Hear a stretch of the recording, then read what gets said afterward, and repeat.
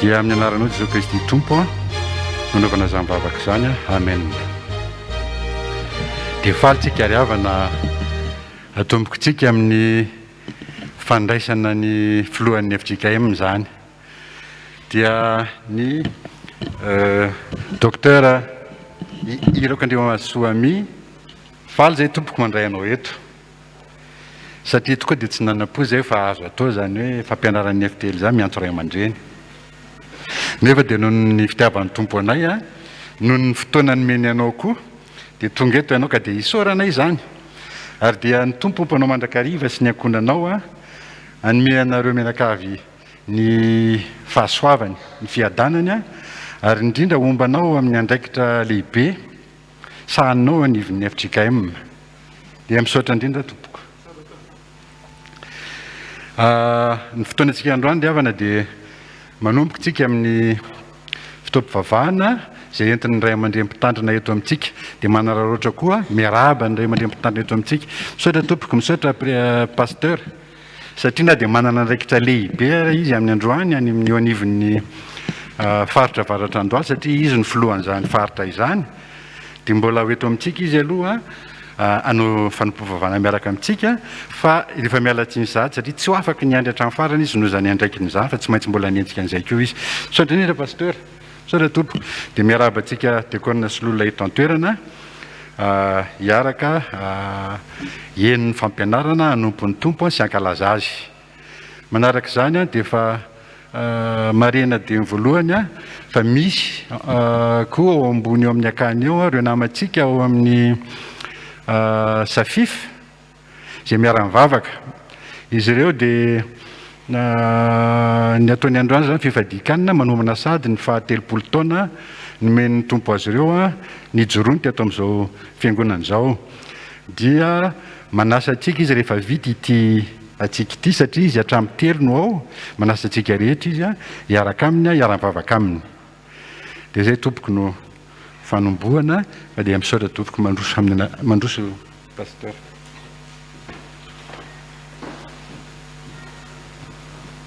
Mimbona nariavako ny fiarabana sy ny firaritsoa izay nataony filohan'ny diakona sy lolona teo indrindra ny fisaorantsika an'Andriamanitra noho ny famanginy antsika amin'ny alalan'ny ray aman-dreny filohan'ny FJKM dia ny fiadanan'ny tompo tokoa ny ho amintsika rehetra indrindra fa ho aminao ray aman-dreny. Dia mialohan'ny hosoantsika riavako amin'izao fotoan-dehibe fiofanatsika voalohany amin'ity taona 2020 sy 2020 ity dia ndesika hiarivavaka ny mivoninahitra an'Andriamanitra ary ny loha hevitra moa zay rahantsika mibanjina amin'izao volana maritsa izao dia ny hoe mamaly ny faharatsiana ny tompo ny fanahin'ny tompo tokoa ny ombantsika rehetra riavana ka azahoantsika manaritean'ny tompo ho amin'ny fahatsarana mandrakariva indrindra fa ny fankatoavana azy ary isan'izany ny fiarahantsika manome voninahitra ny tompo amin'ny alalan'ny fiaraha-mivavaka tahaka an'izao. Omany ary riavako ny salamo fahafito amby enimpolo. Salamo fahafito amby enimpolo ny andinin'ny fahatelo ka hatramin'ny fahafito. Aorianan'izay kosa dia ny hira fahaenina ambin'ny folo ny andinin'ny voalohany sy ny andinin'ny faharoa ny rahantsika midera sy manome voninahitra ny tompontsika. Riavako malalo amin'ny tompo ampitombona aminao mandrakariva ny fahasoavan'ny mba-piadanana avy amin'Andriamanitra raitsika sy Jesosy Kristy lay mpanavitra atsika. Dia isika rehetra iavana hiara-ny voninahitra ny tompo na isika zay mbola mitsangana eny ampidirana na isika zay efa mipetraka eto mba hiara-mitsangana isika rehetra hiaraka ny voninahitra ny tompo miaraka amin'ny mpanao salamo manao hoe hideranao ny firenen'Andriamanitra eny hideranao ny firenena rehetra hifaly sy ompo ny firenena samihafa satria mitsara marina ny firenena ianao ny firenena samihafa ambonin'ny tany dia entinao hideranao ny firenen'Andriamanitra eny hideranao ny firenena rehetra ny tany efa mahavokatra mitahantsika Andriamanitra dia Andriamanitsika mitahantsika Andriamanitra ary atahotra azy ny vazatany rehetra. Amen.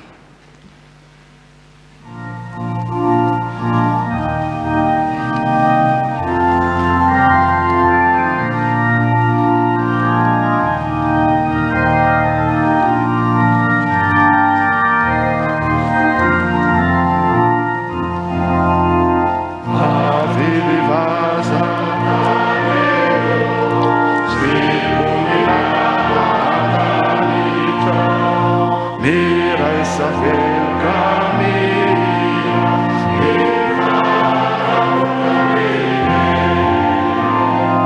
saya monjena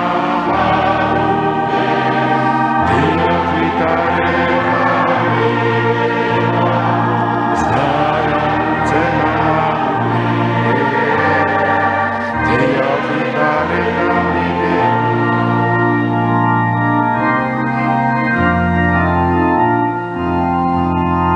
haviri via Sandra Kurenife Iderani Panavu Naviane Fitasiza Irawa Bande Anana Irasonezi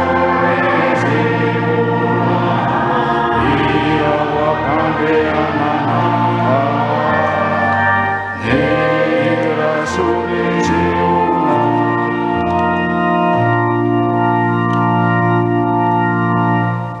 iombana amin'ny vavaka isika.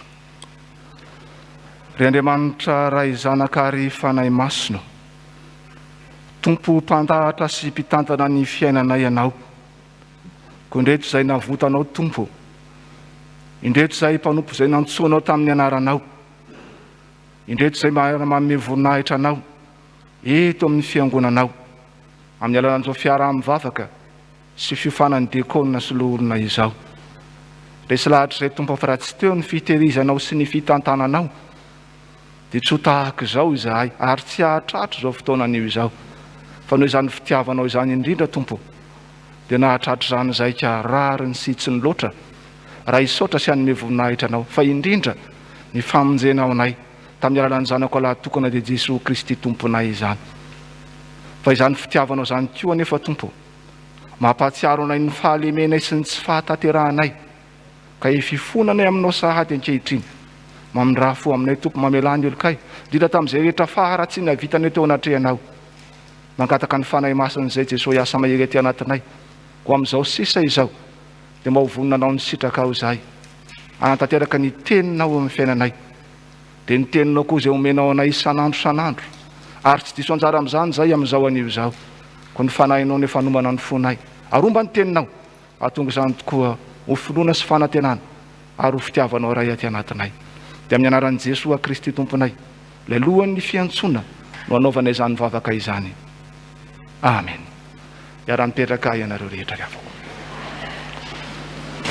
Ny tenin'Andriamanitra ry havako izay mofinaina sakafom-panahy antsika amin'ny ity anio ity, dia araka ny mofinaina anio sabotsy 5 volana martsa 2022, dia ny eo amin'ny bokin'ny Samuela voalohany, Samuela voalohany toko 5:20.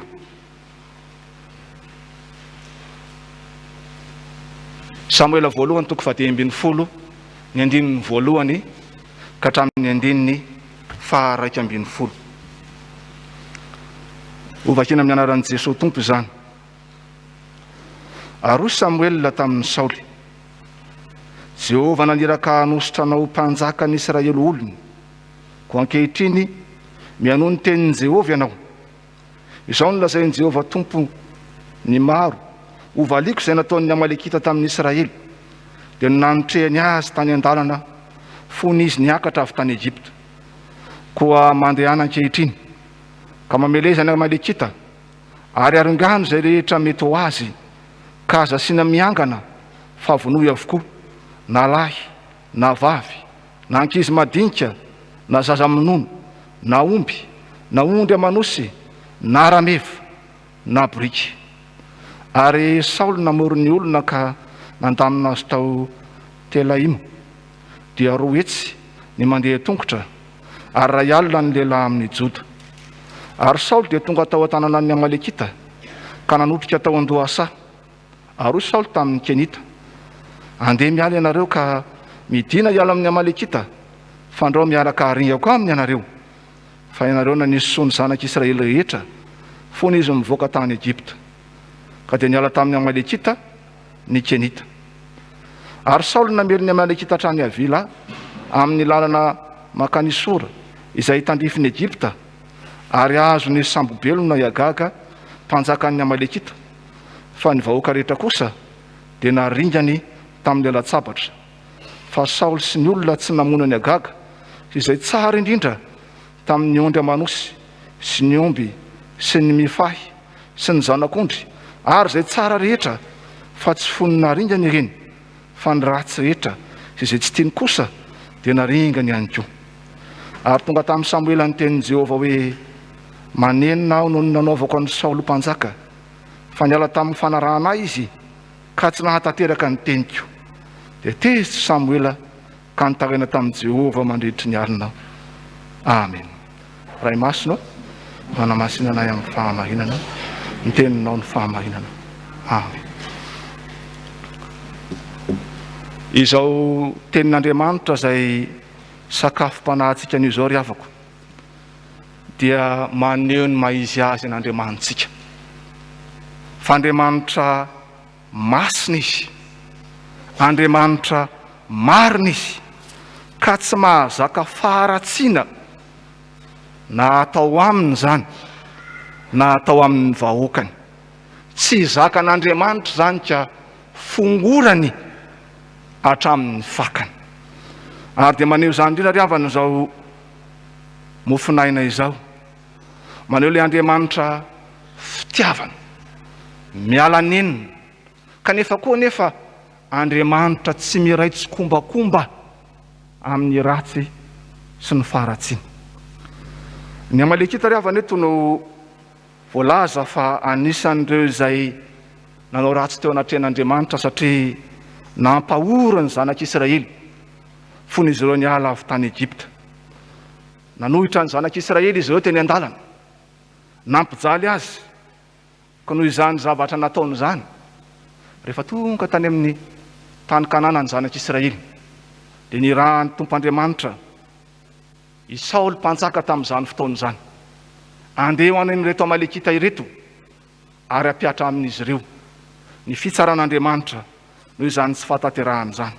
Dia enjana ry havana ny baiko ny Tompo, fa raha entsika tsara ny andinin'ny fahatelo teo, indrindra mantsy izy manao hoe, ko mandehana ankehitriny ka mameleza ny Amalekita ary aringano izay rehetra mety ho azy, ka aza sy miangana fa vonoy avokoa na lana vavy, na ankizy madinika, na zaza minono, na omby, na ondry amanosy, na rameva, na biriky. Tsy misy maromaritry iraisana amin'ny faharatsian'Andriamanitra masina ry havako.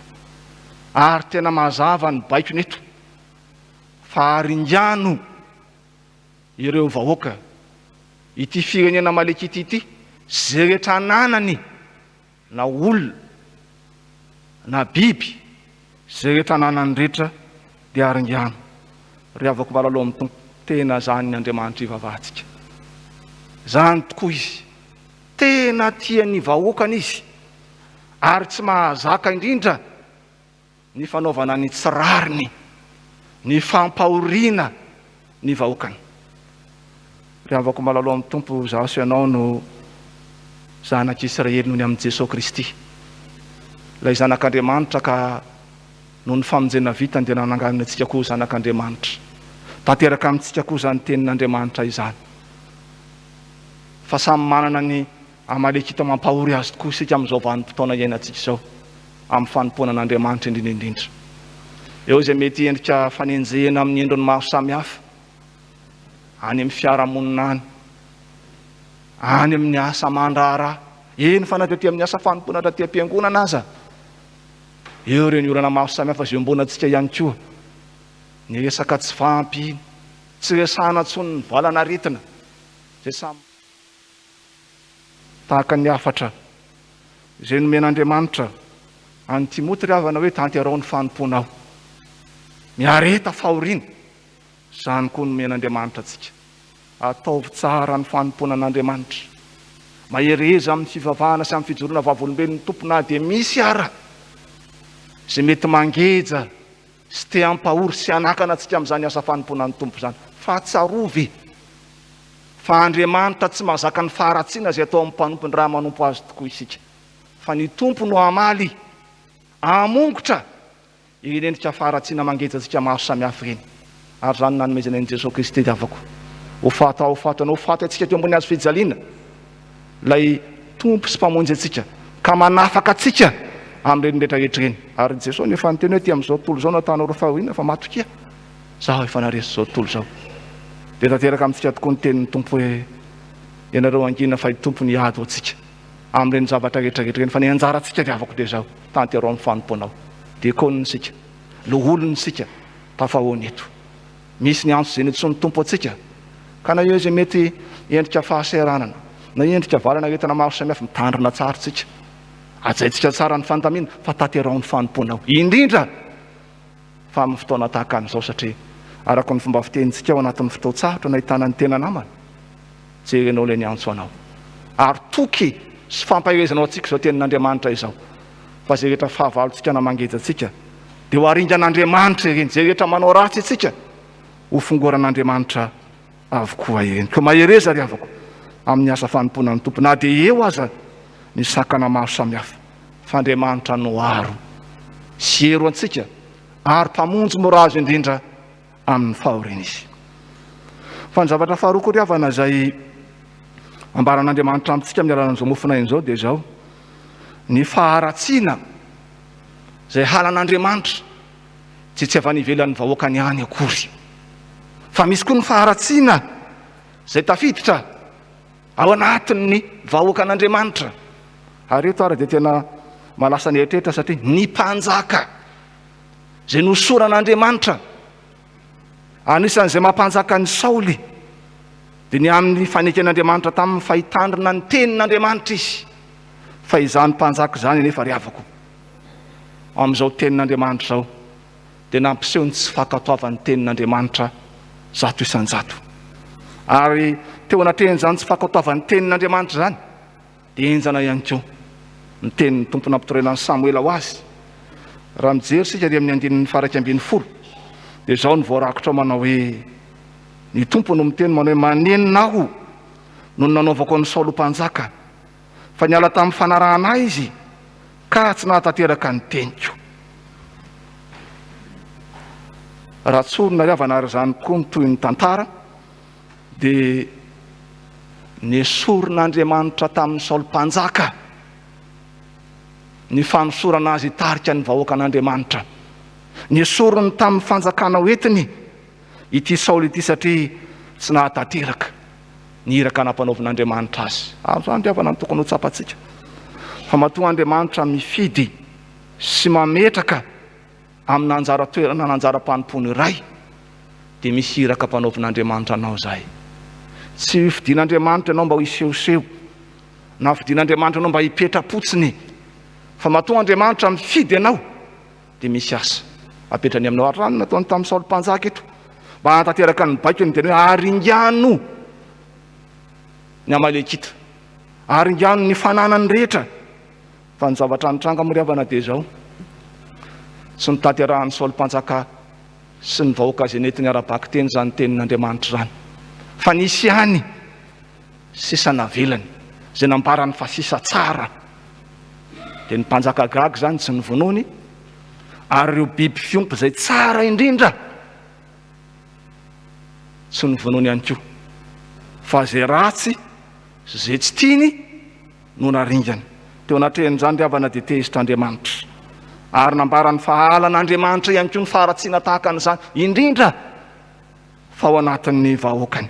Ary zany nanesorana azy tsy hanona andraikitra intsony eo amin'ny zanak'Israely sy fitondrana ny fanjakana. Ry havako malalo amin'ny tompo de hoy ianao hoe fa ahoana ary Saoly nanao an'izany fa zasy ianao koa indraindray tonga mitoeran'ny Saoly satria indraindray misy zavatra iverintsika fa mety misy zavatra iverintsika fa mahasoa kanefa tsy mifanaraka amin'ny sitrapon'Andriamanitra. De zany ny zavatra niatra tamin'ny Saoly eto. Saoly zany de nieritreritra hoe andao tehiriziny reto biby fiompy tsara reto ondro matavy sy mifary reto omby tsara tare reto fa ho ataontsika fanatitra ho an'i Jehovah reo.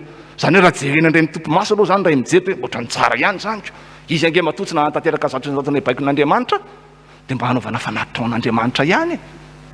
Aleo amin'ny fiainantsika misy zavatra tahaka an'izany ry havana misy zavatra zay iverintsika hoe tsy de maninana ety fa ity anaovantsika asa fanomponan'Andriamanitra ihany de sy azahoana vola de mety daholo fa ty nge hoe tsika manao ny asan'ny tompo hoe ry avako malalao amin'ny tompo. Andriamanitra masina ny Andriamanitra ivavahantsika, ary raha zanany sy asany tanany sika dia tokony hanahaka azy ao anatin'izany fahamasinana zany tsy aho fa halan'Andriamanitra ary fongoran'Andriamanitra zay mety faratsiana rehetra. Eny fa na dia ao anatin'ny vahoakany azy takan'izany zay nataony amin'ny Saoly eto. Dia mampieritreritra antsika tokoa zany riavana amin'ny fiainantsika andavanandro fa misy tokoa ny iraka sy andraikitra zay ampanaovan'Andriamanitra atsika any amin'ny fiarahamonina, any amin'ny tokantrano, indrindra ty anivon'ny fiangonana.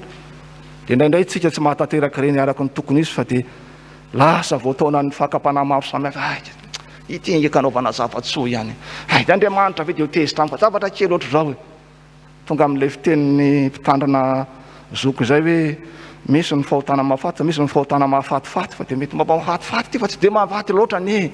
Ry avako malalohan'ny tompo, Andriamanitra fitiavana ny Andriamanitra ivavahantsika, fa Andriamanitra tsy azo vazovaziana ihany koa, fa tena mandringana sy mamongotra hatramin'ny fakany. Eny fa na dia ao anatin'ny vahoakany aza ny endrim-paharatsiana rehetra.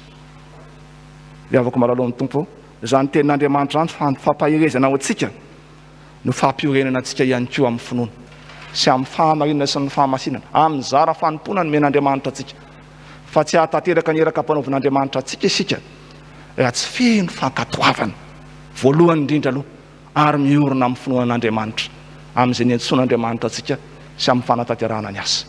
Dia ny fanahin'Andriamanitra tokoa ny omba antsika rehetra riavana, ahatonga antsika tokoa tena fanasina sy fahazavana zao tontolo zao, tokantrano, ny fiarahamonina, indrindra ty anivon'ny fiangonana, mba ho hitan'ny olona taratra ety amintsika ny fahamasinan'Andriamanitra ka zay rehetra alehantsika dia mba hiantsika ny fahamasinan'Andriamanitra sy ny voninahitr'Andriamanitra ary ny fahamarinan'Andriamanitra, ary indrindra tsy ataontsika mahakivy atsika na dia eo raha zay mety fanelingelena nataon'ny Satana sy ny forongony, na dia mety vesatry ny adidy amanandraikitra maro samihafa zay zavatra raha miaritra eto amin'ity zao tontolo zao ty, fa raisitsika amin'ny mampino antsika reny mba miara-miasa ny zavatra rehetra, mba ho sekoly anefenan'ny finoantsika ka mampirisika atsika, mbola ezaka mandrakariva amin'ny fanomponan'ny tompo, kanefa tsarovy fa tsy ho taterakitsika zany raha tsy ao anatin'ny fahamasinana sy ny fahamarinan'Andriamanitra zay iainantsika sy velomantsika, ka tonga antsika tokoa filazantsara velona azo ny rehetra vakina sy alain-tahaka.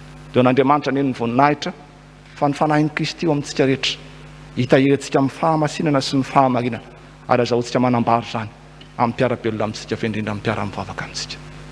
Amen. Ivavaka isika. Tompo, misaotranao indrindra izahay noho ny amin'ny teninao izay mofinaina, sakafo-panahy omenao anahy amin'izao anio izao. Ny angatana indrindra Tompo, engane ny fanahinao hitahiry zany aty am-ponay, fa indretra izay Tompo maneho ny fahavononanay ankatoa ny teninao, ka efa be mandrakariva na amin'ny mora fa indrindra amin'ny sarotra, na eo izay mety fahasairanana, eo izay mety valanaretina mampanahy, eo izay mety hamaron'ny adidy amanandraikitra, ny zava-dehibe aminay Tompo dia ny fitoerana amin'ny fahamasinanao, ny fankatoavana ny teninao ary ny fanatanterahana an'ireny fa ampoanay tokoa ny teninao tamin'ity anio ity, fa ianao no asoeranay tokoa ao anatin'izany rehetra izany, koa dia tehirizy mandrakariva izay mba ho vavolombelonao indrindra Tompo tsaroanay ambavaka zay ny fidiananao sy ny antsoanao anay diakona sy lo olona miara-mivavaka eto ankehitriny, dia mba ho vavolombelonao tokoa eto anivan'izao fiangonana FJKM Ambavahadimitafo izao, fa tsy ho eto ihany fa eo amin'ny fiarahamonina, eto amin'ny firenena, tehirizo amin'ny fahamasinanao zay Tompo, ary ampahirizy mandrakariva ahatsiaro fa matony fidinao zahay, dia misy iraka ampanaovanao anay mba ho vavolombelonao. Matsiaro ambavaka indrindra ihany koa zay Tompo ny fiangonan'i Jesosy Kristy eto Madagasikara sy ny asa fijorona vavolombelona zay tanterahany, ianao ny Tompo no ampahery anay mandrakariva mba hahatonga anay tokoa vavy iray sy saina iray hiaran-kalazanao Andriamanitra ray ny Jesosy Kristy Tomponay, ary tsy adinonay koa Tompo mitondra ambavaka ireo tompony andraikitra rehetra ao anatin'izany fiangonanao zany, manomboka amin'ny ray aman-dreny filohan'ny FJKM zay irahanao miaraka aminay ankehitriny sy ny ankonany, eo ireo tompony andraikitra rehetra ao anatin'ny FJKM, eo ihany koa ny eo amin'ny synodam-paritany, ny fatra eny indreny nivon'ny fiangonana tsirairay avy, ianao no ampahery anay rehetra Tompo, ahatsiarovanay tokoa fa miandany aminay ianao amin'izay rehetra tanterahanay, ary tanteraka aminay tokoa ny teninao fa momba anay mandrakariva ianao ambara-pahatonga ny fahataperan'izao tontolo zao. Tompo tianay tsy adinonay koa ny mahatsiaro ambavaka ireo havanay rehetra ireo mpiray tanindrazana aminay sy mpiarabelona aminay manerana an'izao tontolo zao. Ao ny ao anatin'ny ady, ao ny ao anatin'ny fahantrano, indrindra fa eto amin'ny firenena eo ny resaka takaitran'ny loza vara-boajanahary maro samihafa, eo ny fahampitehan'ny tontolo iainana. Tompo Andriamanitra io, ianao no omba ny fiangonana, omba ny mpino rehetra, azahoana toko miara-miasa aminao hitondra fampaherezana amin'izay tokony hampaherezana, ary aneo vavolombelonao sy fahatsarana amin'izay rehetra tokony anehoan'izany eo amin'ny fiainan'ny fiangonanao. Tompo tianay mbola maro izay mety vetivetsipony tsirairay avy. Fantatra Tompo fa na dia mbola tsy voatonony ny vavanay ara, dia ianao no mahalala ny mahasoa sy ny mahatsara anay.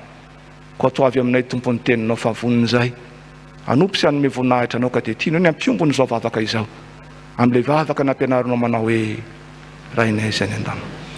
Masiny anaranao, tonga ny fanjakanao, atao any sitraponao, ety atany tankiny any an-dano. Meo anay anio ny anona sahaza ao anay, ary mamela ny elokay tahaka ny namelanay izay meloka taminay, ary aza mitondra anay amin'ny fakapana, amanafahanay amin'ny ratsy. Anao ny fanjakana sy ny hery, ary ny voninahitra mandrakizay. Amen. Saotra tsy hariavana ny Tompo Andriamanitra amin'izany sakafo-panahy nomeny antsika izany tiany hono tokoa fa tia mitahaka azy sika hiaina amin'ny fahamasinana sy efa be mandrakariva amin'ny fanompoana azy, fa izy no miahy sy mikarakaratsika ao anatin'izany rehetra izany. Dia hariavana seho antsika amin'ny endrika hita maso tokoa ny fahatoketsika ny tompontsika. Andeha raha antsika manonona ny fanekam-ponona apôstôlika eo am-pitsanganana anehoantsika ny fankatoavantsika an'Andriamanitra sy ny finoana azy. Hiara-mitsangana ianareo riavako. Mino an'Andriamanitra ray sy tompo anao ny lanitra sy ny tany ao. Isizanay tokona tompontsika izay nitohitohona tamin'ny fanahy masina nateraka mahivetsy namapapotopola nomboana tamin'ny hazo fijaliana matika nalevo nihidina tany ny fiainatsy nitsangana tamin'ny andro fahatelo niakatra ao any an-dany nipetraka kavanan'Andriamanitra ray sy tompo avy any ny tsara ny velona sy ny maty meny ny fanahy masinao fiangonana masina manerana an'izao tontolo izao, fiangonan'ny olona masina, ny famelan-kelo, fitsanganan'ny tena maty, ary ny fiainana mandrakizay. Amen. Afaka mipetraka ianareo rehetra riavako. Isaorantsika indrindra riavako ny Tompo Andriamanitra ny antso sy ny fidy, ary maniraka antsika mandrakariva amin'ny asa fanompony. Dia seho antsika amin'ny endrika hita maso riavana, izany fitiavantsika sy fahavononantsika hiara-miasa amin'ny tompontsika izany amin'ny fanatanterahana ny rakitra amin'ny lalan'izao fiaraha-mivavaka izao.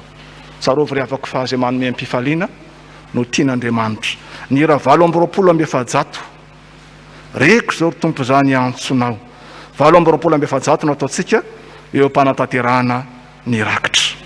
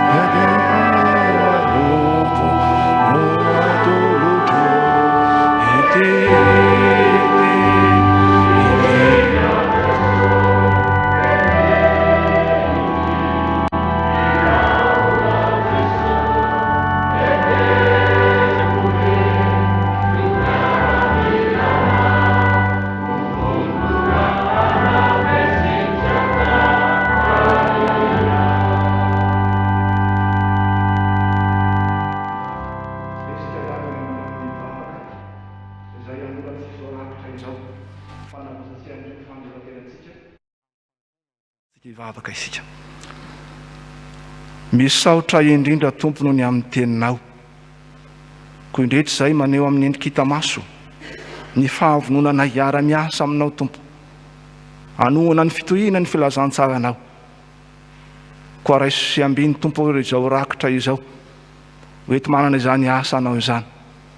Fa indrindra tompo, avao indray ny fanoloran-tenanay, mbo mpiara-miasa aminao iraka tokoa, amonto filazantsara ny nosy Madagasikara, ary anova ny tantara tokoa mba isehon'ny voninahitra ao eto amin'ity firenena ity. Dia misaotra indrindra tompo. Amen. Afaka mipetraka ianareo rehetra avako.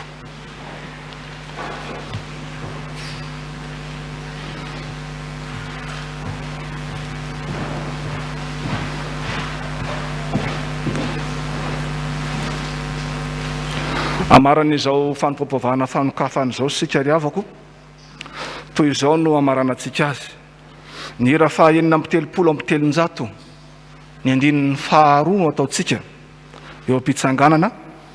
Dia orinan'izay kosa dia iangaviantsika ny ray aman-dreny filohan'ny FJKM Dr. Irako Andriamasoa Mipitandrina mba hitondra ny tsodrano ho antsika amin'ny alalan'izao fiaraha-mivavaka izao. Iara-mitsangana ianareo rehetra riavako.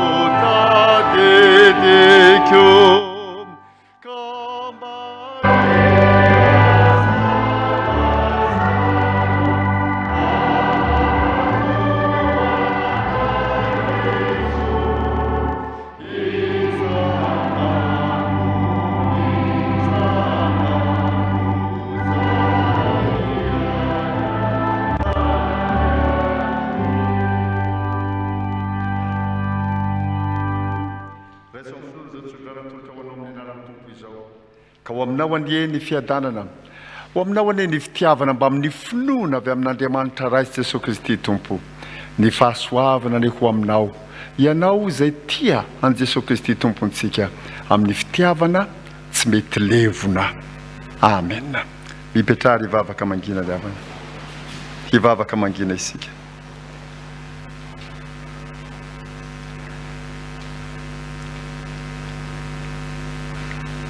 Teo an'Andriamanitra irery ny voninahitra amin'ny anaran'ny Ray sy ny Zanaka ary ny fanahy masina. Amen.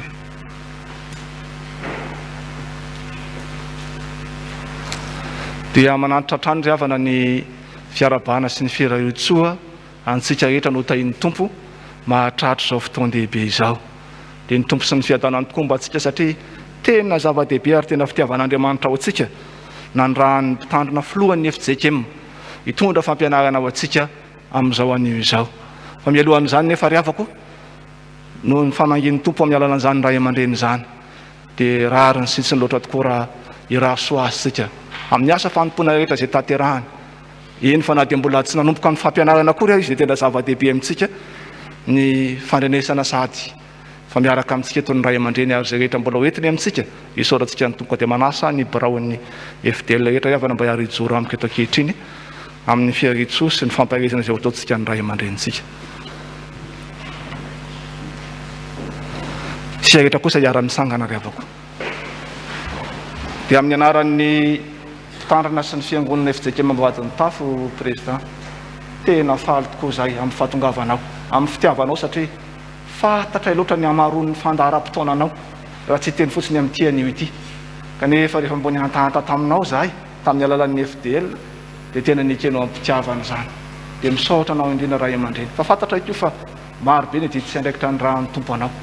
Dia misy zavatsoa marika tamaso avy amin'ny mpitandrina sy ny fiangonana ny FDL Ambavahadimitafo izay atolotra anao dia mirahasoanao hatrany ahefa be amin'ny asa fanompoana ny tompo. Dia makasitraka indrindra ray aman-dreny. Ho tahin'ny tompo anie anao sy ny ankonanao mandrakariva. Afaka mipetraka sika rehetra riavako. Dia omeko ny présidentny FDL riavana mba hitondrany kely dinidinika fohy amintsika. Da orinan'izay dia ometsika ny ray aman-dreny filohan'ny FJKM avy hatrany hitondrany fampianarana antsika amin'izao anio izao. tonga eo amin'ny fotoana filazan-draharahan'ny FDL tsika tompoko izay ezahantsika atao fohy arak'izay azo atao fohy fa tsy maintsy ho atao dia mangataka ny tompona ndraiky te hisatsokaziny hiakatreto misaotra tompoko. Manatitra ny fiarabanantsika rehetra zany tonga eto nanatrika izao fiofanana izao. Fampatsahivana fohy fotsiny momba ireo vitsy ny tonga niofantsika androany aloha zao raika amby zato dia sorona an'Andriamanitra zany. Nisy moa ny alatsiny noho ny asa mandraraha sy ny tsy fahasalamana anaky enina. Dia fampatsahivana ireo fitsy zany no ataoko eto ny fiofanana voalohany moa dia izao efa nataontsika izao izay naroso ary ny fiofanana faharoa dia ny 9 oktobra 2024. Ny alahady ny FDL ampatsahivana ihany fa amin'ny 17 avril 2024 dia efa voamanao moa zany ny valopy ho an'ny vokatry ny alahadin'ny FDL. Pasika io andro io fa ny tsika moa zany dia io no mbo fandraisintsika anjara amin'ny vokatra valopy. Dia manaraka izany koa zany dia misy fotoana fohy koa zao isaorana antsika aloha zany ny zavatra vita tamin'iny taona satria nisy vokatra nataontsika no ny amiana ara-pahasalamana moa zany dia tsy tanteraka ny alahadin'ny FDL tamin'ny izay tokony nanaovantsika amin'ny vokatra kanefa dia isaorana zany isika rehetra satria dia natody nanao ny nanefa ny vokatra daholy tamin'ny alahady fa 3 oktobra 2024 izay nikisaka kely zany. Dia manatitra ny fisaorana sy fankasitrahana antsika rehetra tamin'izay. Dia ny vaovao manaraka koa zany dia ireo dekona miaiky katekômena dia efa vonona. Dia izay mbola tsy nijery ny anarany zany dia afaka mijery erikatra amin'ny fandrarahany ery mijery ny anaran'ny ankizy zany izay ny katekômena zany izay ahianareo. Dia misy koa zany ny famangina, misy zany ireo dekona mbola tsy vita famangina na olona niditra hopitaly dia ao koa nefa ny dekona izay teraka, dekona na olona izay terabao zany ka mbola tsy vita fiarabana dia dia ho ataontsika ho arabaina vetivety eto zany ianareo. Dia manarak'izay koa zany iangaviana zany isika dekona sy olona ao amin'ny sokajy mahatoky zany hijanona kely aharitra vetivetika foana fandaminana asa zany ao aorianan'izao fiofanana ataontsika izao. Dia man'Andriamanitra irery ihany ny voninahitra.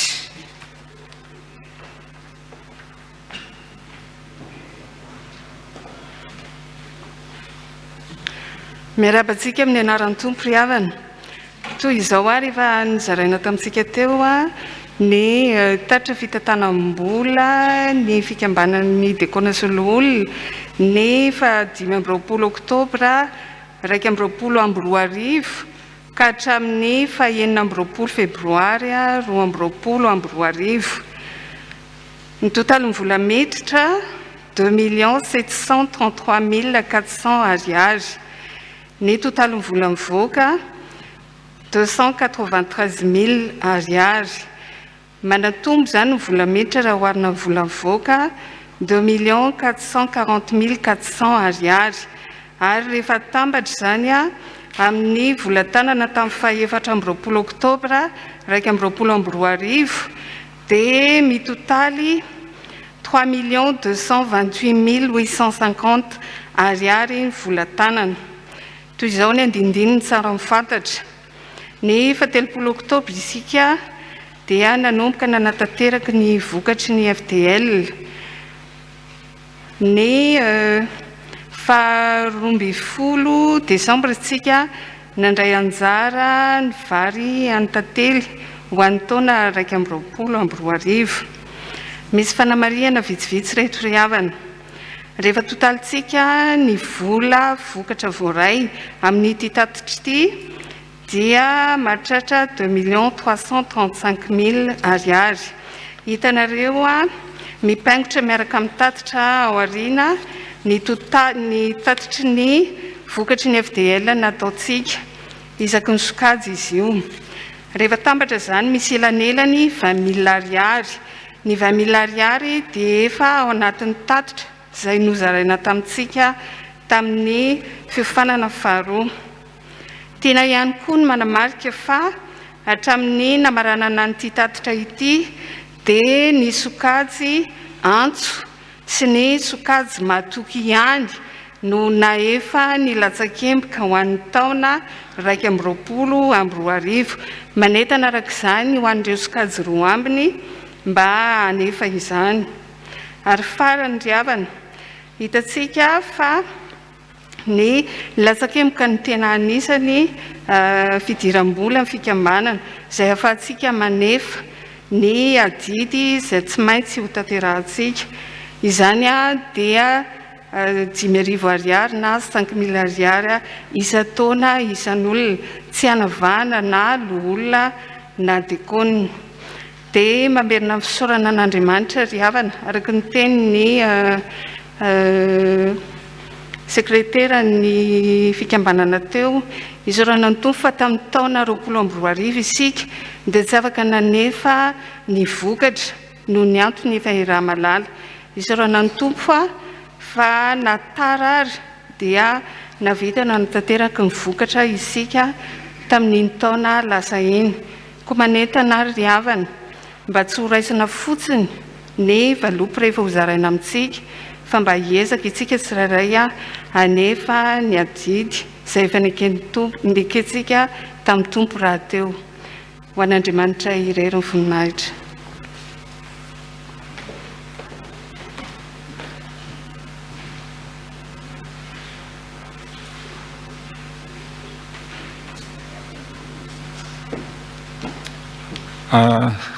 Miaravatsika rehetra amin'ny anaran'ny tompo.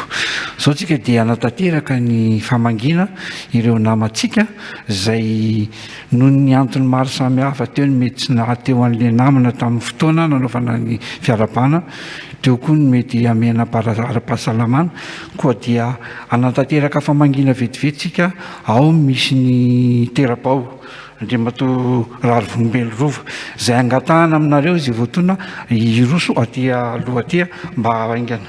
Ao ny namony vadiny Ramatoa Ranaivo Irene, ao ny narary teny amin'ny hôpitaly Ramatoa Rabetrano Andrianabo, Ramatoa Ramanatsoa Guiremont, Ramatoa Ramanatsoa Voangy, Ramatoa Razafy Arson Monique, Ramatoa Nanary Jaune Tsifasoa.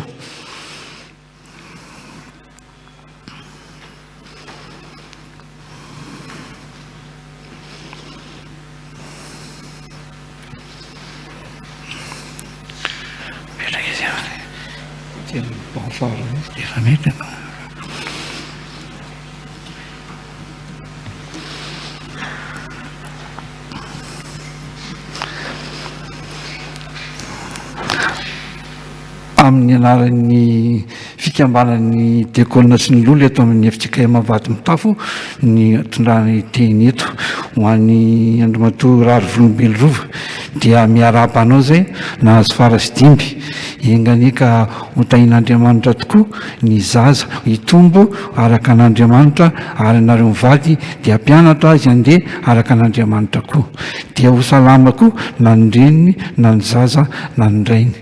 Dia manaraka izany dia misy ropatsy avy aty amin'ny fikambanan'ny diakonina sy olona kely dia kely kanefa dia ny fo manolotra ny mameno azy. Dia manaraka izany ho an'ny ireo izay niditra hôpitaly nefa tsy trahatra vangina teny dia eo zany Andriamato Ranary Tsifasoa izay solotena dia izay tsy eo moa dia hita ihany fa dia mirary kokoa ho feno fahasalamana ho tahin'ny tomponareo ary hialaka iriry aminay FDL sy ny fianakaviana ray manontolo mandritra ny fiainana manontolo. Dia ho an'ny Ramatoa Ranaivo Irene izay namony vady dia sitraka dia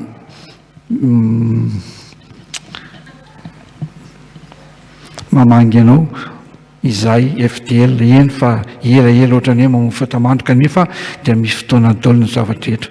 Andriamanitra manakalipahasoavana re hitay sy amoanao ary amenanao ireny nefa izy kanefa dia izy ny tainao foana mandrakizay. Amin'ny anaran'ny FDL no anomezanay zao tsodrano dia mamanga ny fahoriana tompoko dia misaotra anareo menakavy ho an'Andriamanitra rery ny voninahitra.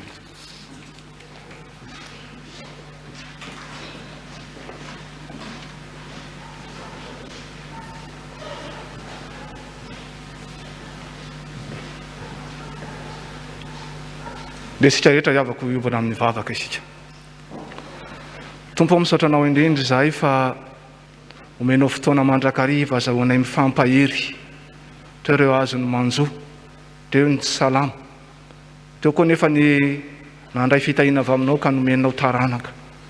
Tompo ianao no irinay ampiona azy ireny mandrakariva ka na eo aran'ny fahoriana sy ny tsy fahasalamana dia ho tsaroany feo anilany ianao ary na eo koa aran'ny fitahiana sy ny fifaliana dia mba hatsiaro tokoa izy fanony avy aminao zany.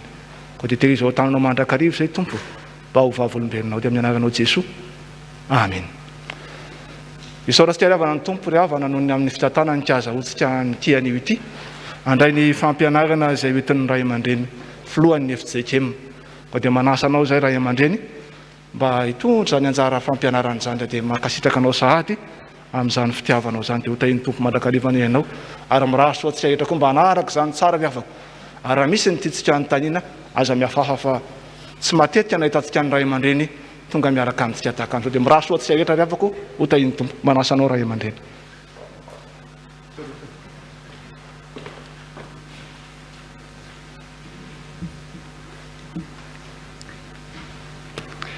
manantitra ny fiarabanantsika rehetra amin'ny anaran'i Jesosy Kristy ilay tompontsika sy mpamonjy antsika riavana malala.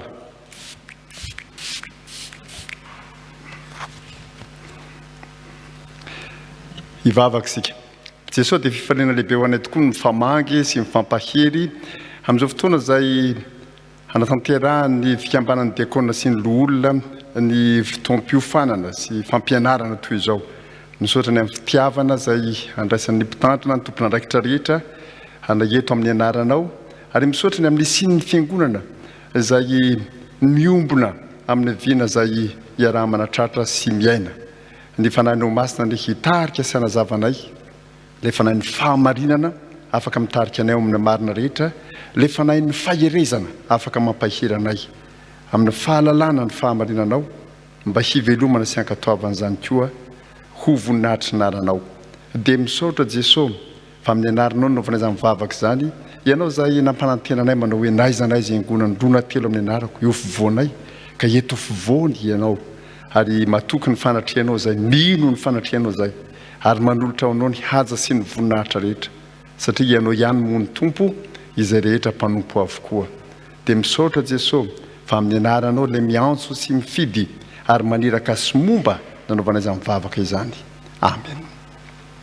Dia misaotra n'Andriamanitra lehibe tsika ravana malala ary misaotra ny ray aman-dreny mpitandrina, misaotra ny tompona andraikitra tanatin'ny fikambanan'ny diakona sy ny loholona tamin'ny teny fiarabana sy ny firanetsio ny fanomezana rehetra izay nataonareo sahady. Jesosy moa dia niteny manao hoe rehefa mandeha nareo izay mandray anareo dia mandray ahy ary izay mandray ahy hoy izy dia na misy manome na dia raha mangatsika rankopy dia tsy ho very amin'ny valim-piteny ka dia izay natolotra reo riavana dia ho an'i Jesosy nge zany izay moa inona fa mpanompo tsy mahasoa ihany fa Jesosy no nanaovanareo azy dia Jesosy namaly fitianareo dia mankasitraka indrindra riavana.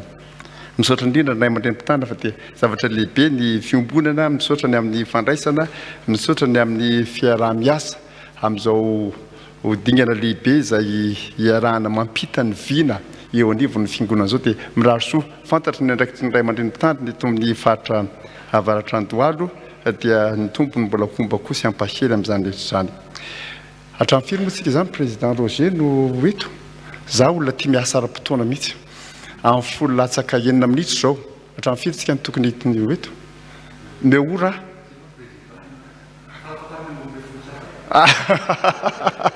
misaotra tahin'Andriamanitra eny tompo.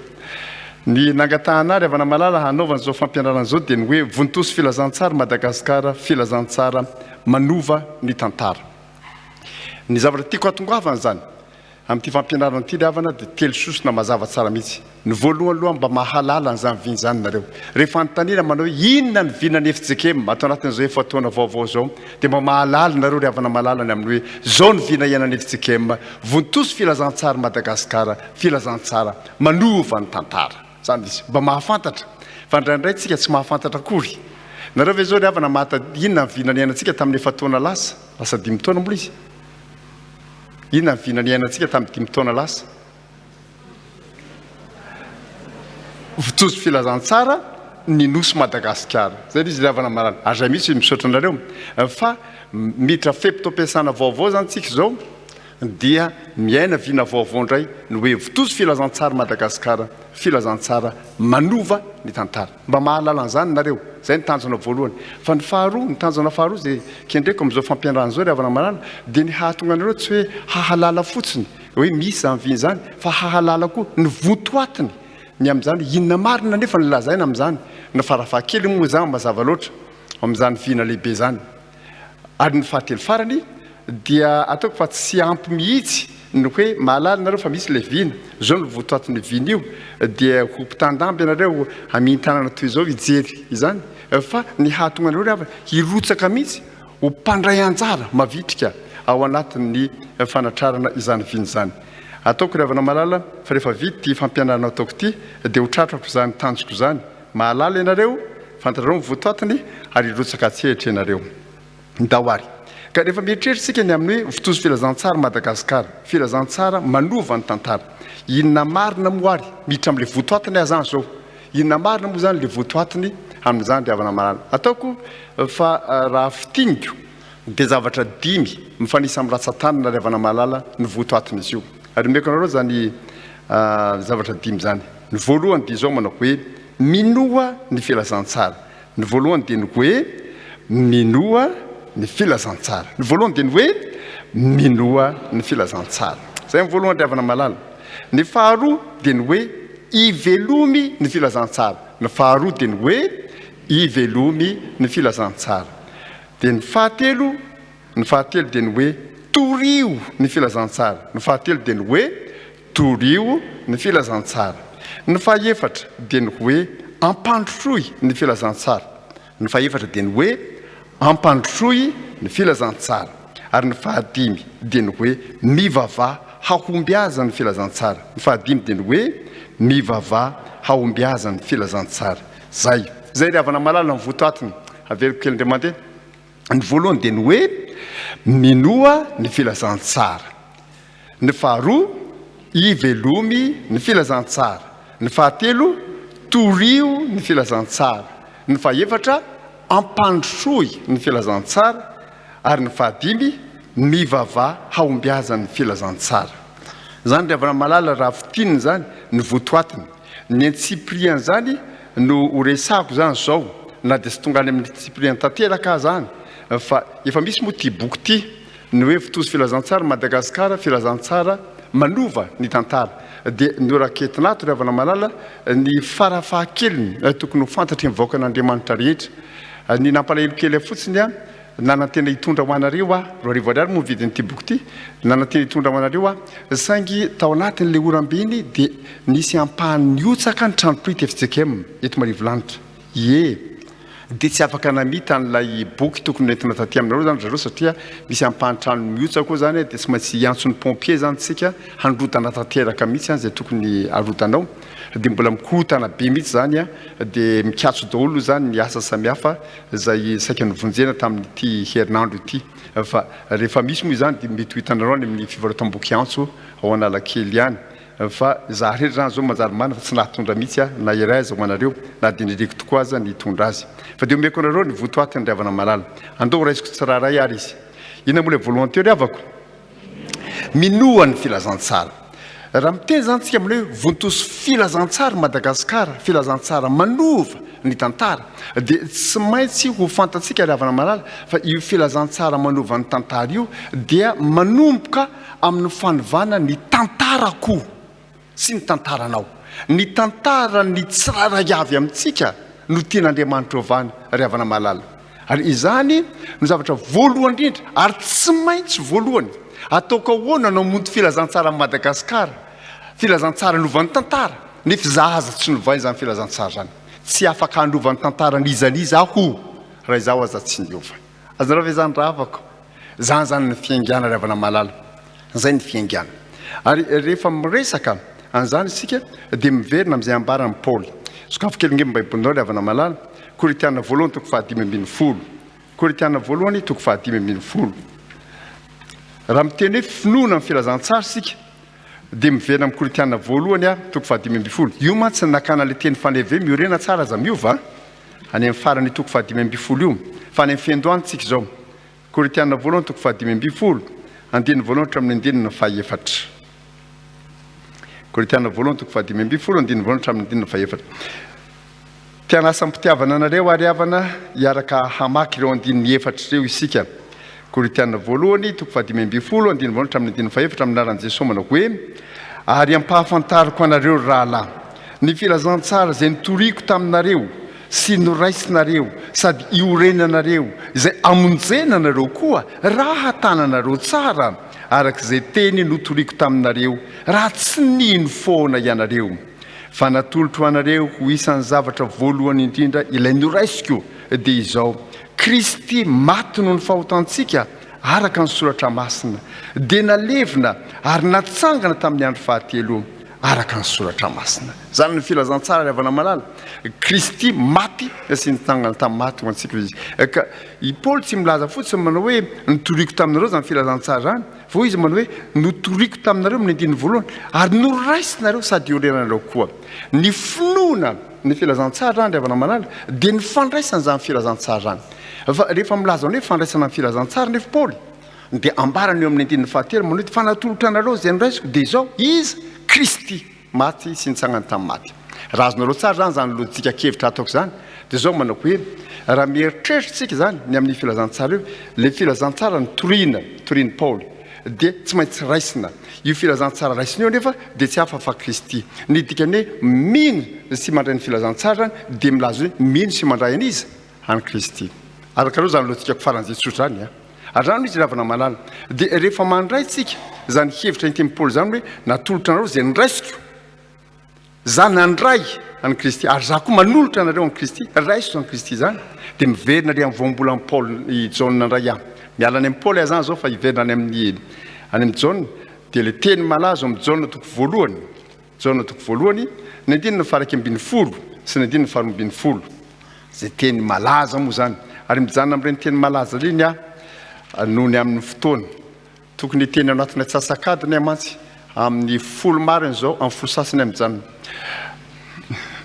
dia manontany nareo dia inona nambarany filazantsara araka ny John toko voalohany andininy faraky ambin'ny folo sy ny andininy faharoa ambin'ny folo andraiky ambin'ny folo sy faharoa ambin'ny folo ahoana ny voasoratra amin'ny anarany tompo tonga tany amin'ny azy izy fa ny azy tsy nandray azy fa izay rehetra nandray azy dia nymenery ho tonga zanak'Andriamanitra dia izay mino ny anarany. Izany hoe rehefa mamaky tsara no andininy faharoa ambin'ny folo isika dia manao hoe izay rehetra nandray any Kristy dia nomeny kely ho tonga zanak'Andriamanitra dia izay mino ny anarany. Raha ohatra ka jerenao tsotra zany fehezanteny zany dia fehezanteny mivany telo, misy fizarana telo. Izay rehetra nandray azy nandray any Kristy dia nomeny hery ho tonga zanak'Andriamanitra dia mivany fahatelo farany dia izay mino ny anarany. Raha vakina avy any amin'ny farany izy zany dia izao manao hoe ny olona atao hoe mino any Kristy dia ny olona mahazo antoka ny maha zanak'Andriamanitra azy ary mahazo antoka ny maha zanak'Andriamanitra satria nandray any Kristy. Maharaka avy ianareo? Tsotra dia tsotra lojikako zany vakiko mitsetro izy mandray any Kristy ianao dia tonga zanak'Andriamanitra izany natao hoe mino. Ny olona atao hoe mino dia ny olona mahazo antoka ny maha zanak'Andriamanitra azy ary tonga zanak'Andriamanitra izy tsy satria hoe za zanaka pastera za zanaka mpiandry ny razam-pianana tsia fa satria nandray any Kristy aho zany izy ravana malala. Ary ao zany ny antso n'Andriamanitra atsika raha taonantsika zany manao hoe amin'izao vina vitoso filazantsara Madagasikara dia izaho aloha no mandray marina any Kristy. Ary zavatra ngeza be ry havana izany foto-kevitra ny amin'ny fandraisana marina Kristy zany satria ny soratra masina raha ijano amin'ny soratra masina ny soratra masina dia milaza amintsika fa tsy voatery handray marina ny Kristy avy hatrany akory na dia ny olona izay mifanerasera amin'ny Kristy aza. Tena mampieritreritra zany a, tena mampieritreritra. Ohatra ray fotsiny resahako aminareo fa azo hitarina lavana na fampianarana ray manontolo zany fa ray fotsiny resahako. Zareo nge amin'ny baibolinareo ry havany teny zay teneniko matetika mihitsy ty teny ty ao amin'ny filazantsara ka ny jauna ihany fa ny toko fahaenina jauna toko fahaenina teny andininy fa fitopolo sy raiky amin'ny fitopolo sy raiky amin'ny fitopolo zay mahita dia miaraka mamaky amiko aminaran'i Jesosy. Ahoana ho izy? Jesosy namaly azy hoe tsy izaho va no nifidy anareo 12 lahy nefa ny anankiray aminareo aza dia devoly. Jesosy no miteny zany a, tsy mipresidant ny FJKM. Raha zany tena zany voatoraka voatabianga. Fa Jesosy no miteny zany, ny ray aminareo aza devoly. Dia hoy ny andininy faraka amin'ny fitopolo. Fa izy nilaza ny Jodasy zanaky Simona Iskariota fa izy io no ilay efa hamadika azy nefa isany 12 lahy. Raha zany zavatra tena mampieritreritra. Zany hoe misy kristianina nefa devoly, misy apôstôly nefa devoly. Ary Jodasy Iskariota moa zany dia anisan'ny birao ny 12 lahy, izy fikambanany le 12 fikambanany 12 lahy dia izy mipitahiry vola tao a, zany hoe membre de bureau izy, misy membre de bureau nefa devoly. Jodasy ny resahako zany izy. Ary zany nareo matsy lalitsaina loatra ka aloha hita tsara resaka. Zany zavatra zany rehefa mahatonga antsika tsy maintsy mieritreritra tsara. Fa rehefa hitarinao zany le zany dia ohatran'ny hoe olona tena akaiky an Jesosy niara-ninana ny mata sy ny masaka tamin'i Jesosy Jodasy nefa hoy Jesosy devoly. Dia hitariny zany dia hoe misy zany mpandray satria mpandray fanasan'ny tompo koa Jodasy a. Misy mpandray fanasan'ny tompo nefa devoly, misy dekona nefa devoly, misy olona nefa devoly, misy mpiandry nefa devoly, misy katekista nefa devoly, misy pastera nefa devoly. Zany zany io a. Zany io ambary ny soratra masina no anioko a. Za moa dia niteny tamin'ny mpiandro tao amin'ny faculté de théologie mitandrema tsara anaka ho aho. Mitandrema tsara. Fa ny zavatra ambara ny soratra masina dia izao 12 lahy ny mpianatra any anankiray devoly. Raha misy 420 zany ny mpianatra raha ohatra ny 970 mpianatra dia ataovy a ny progression arithmétique zany. Fa raha misy mpianatra 420 ohatra misy anankiroa ananina ao a. Raha misy 970 ohatra misy 3 ananina ao a. Dia samy manontany teny zany izao va izany raby eo. Zany dia anjarantsika mieritreritra votozy filazantsara Madagasikara. Kanefa ianao mifanerasera amin'ny Jesosy, hitan'ny olona miaraka amin'ny Jesosy, miara-misakafo amin'ny Jesosy io, manompo amin'ny Jesosy io. Jesosy nefa milaza amin'ny devoly ianao. Dia faty antoko zany diavana. Ary zany naovako hoe tsy maintsy voalohany ny hoe minoa ny filazantsara mba ho marina ny fanekeko an Jesosy Kristy ho tompo sy mpamonjy. Fa tsy ho afa-po zay efa filohan'ny FJKM, zay efa paster, zay efa izao. Tsia ny anarana entintsika, ny toerana misy antsika, ny andraikitra tazontsika. Tsy mamaritra ho azy ny mahany kristiantsika rehefa malala. Zany no ambarany tenin'Andriamanitra fa zako ry mamborona zany. Dia ny olona tsiraray avy tsy maintsy mamantatra. Miverina indray eo amin'ny Jesosy manao Jesosy, ahoana nahafantarana ho ahy. Dia ianao Jesosy rehefa miteny ianao misy le devoly. Dia anjaranao mibebako ino moa? Bebaka izay ihany nge. Hoe Jesosy za zany mibebaka, za tena anaiky anao marina no tompoko e. Anaiky anao marina no mpamonjy ahy. Mibebaka ny anjarantsika. Rehefa miteny ny tompo ianao misy le devoly fa ianao indray mody faniny eo. Io nge mahafantatra ny tenany iny olona le. Fantatro izay nataoko tamin'i Jesosy, fantatro ny nanekeko azy ho tompo sy mpamonjy ahy, ary fantatro koa izay nataonao. Dia anjarantsika tsiraray avy dia mandray an'izany. Zay ny voalohany. Inona moa le voalohany teo dia avako? Minoa ny filazantsara. Inona le faharoa? Ivelomy ny filazantsara. Ivelomy ny filazantsara. Rehefa raisina Kristy ravana malala dia tsy maintsy ivelomana zany filazantsara. Ny texte malaza indrindra amin'izany dia ny Koritianina faharoa toko 5:7 zay ataoko fa tsy voatery hamadika baiboly nareo vao mahalala an'izany. Koritianina faharoa toko 5:7 zay nilazan'ny Paoly any manao hoe raha misy olona amin'ny Kristy dia olom-baovao izy, efa lasa ny zavatra taloha indreo efa tonga vaovao ireo. Ny fivelomana ny filazantsara dia ny fivelomana amin'ny fiainam-baovao. Tsy misy olona mino marina ny Kristy ka tsy manjary olom-baovao. Zany arery avana amin'ny mahatonga ilay filazantsara manova ny tantara, manova ny tantarako, manova ny tantaranao. Tahaka nanovany ny tantaran'ilay Simona mpanarato trondro nanjary Petera mpanarato olona. Miova tanteraka ny fiainany, tena miova tanteraka. Satria taloha izy tamin'izy mbola mpanarato trondro, inona ny nataony? Maka trondro velona ovonoana atao frity. Zay. Ny velona nalefa ho faty. Fa rehefa nantsony Jesosy mpanarato olona izy, ny olona mpanota matin'ny fahotana no alaina ko olona velona anjary zanak'Andriamanitra. Miova tanteraka ny fiainany. Arandry avana ny fivelomana ny filazantsara. Raha misy olona amin'ny Kristy olom-baovao izy, efa lasa ny zavatra taloha. Indreo efa tonga vaovao ireo. Dia ran'izany koa, ilay Saoly mpanenjika romotra miady amin'ny fiangonana, ahoana nanapiteko ny fiangonana, ho teteziko ao loarako isam-baravarana mihitsy. Zany ny fanambarany asin'ny apôstôly azy. Io lehilahy io, izay Saoly mpanenjika ny fiangonana, lasa mpitory ny filazantsara, mpampandroso ny fiangonana, lasa Paoly. Ny filazantsara manova ny tantara ary manova ny olona. Dia anjarantsika zany zao ny mieritreritra an'izany riavana. Rehefa miresaka an'izany Paoly amin'ireo epistily, miresaka an'izany matetika izy fa andray anankiray fotsiny ngentsika, jereo nge ny Efesianina riavany, Efesianina 5. Lavalava ny texte dia tsy maintsy avadika ny Baiboly. Efesianina 5. Dia manazava an'izany Paoly riavana ato amin'ity epistily nosoratany ho an'ny Efesianina ity.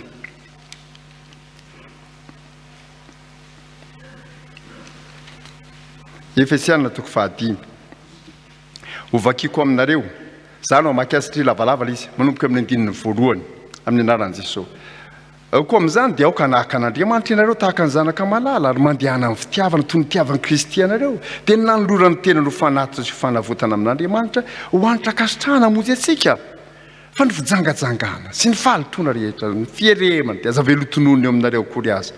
Fa tsy mahamendrika ny olona masina zany, na fahavetavetanana, resaka fahadalana, na voso-dratsy izay tsy tokony atao fa ale misaotra. Fa fantarareo marimarina fa samy tsy manana lova amin'ny fanjakan'ny Kristy sy Andriamanitra, na ny mpijangajanga rehetra, na ny olom-betaveta, na ny olona mierina, mpanompo sampy zany. Aza mety hofitahan'ny olona miteny foana ianareo. Fa zany zavatra zany no mahatonga ny fahatezeran'Andriamanitra amin'ny zanaky ny tsy fanarahana. Kosa mety ho mpiombina aminy ianareo. Fa maizina ianareo fahiny. Zay le fahiny. Maizina ianareo fahiny. Fa ahoana toyiny? Fa efa mazava amin'ny tompo kosa ankehitriny. Dia mandehana ary tahaka ny zanaky ny mazava. Fa ny vokatry ny mazava dia amin'ny fahatsarana rehetra sy ny fahamarinana ary ny fahitsiana. Mamantatra izay akasitrahan'ny tompo. Ary iza miray amin'ny asa maizina tsy mahavokatsoa. Fa aleo mananatra zany. Fa izay ataony ao miafina dia mahamenatra. Na dia milaza zany aza. Fa ny zavatra rehetra raha anarina dia aseho ny mazava. Fa na inona aseho dia mazava. Zany no ilazany hoe ahoana izy? Mivoazy ianao izay matory, ary mitsangana amin'ny maty dia ampahazavanao Kristy. Izany io aby. Zany izy riavana malala. Raha lazaina manao ivelomo ny filazantsara, dia zay no izy. Ialao le fahiny.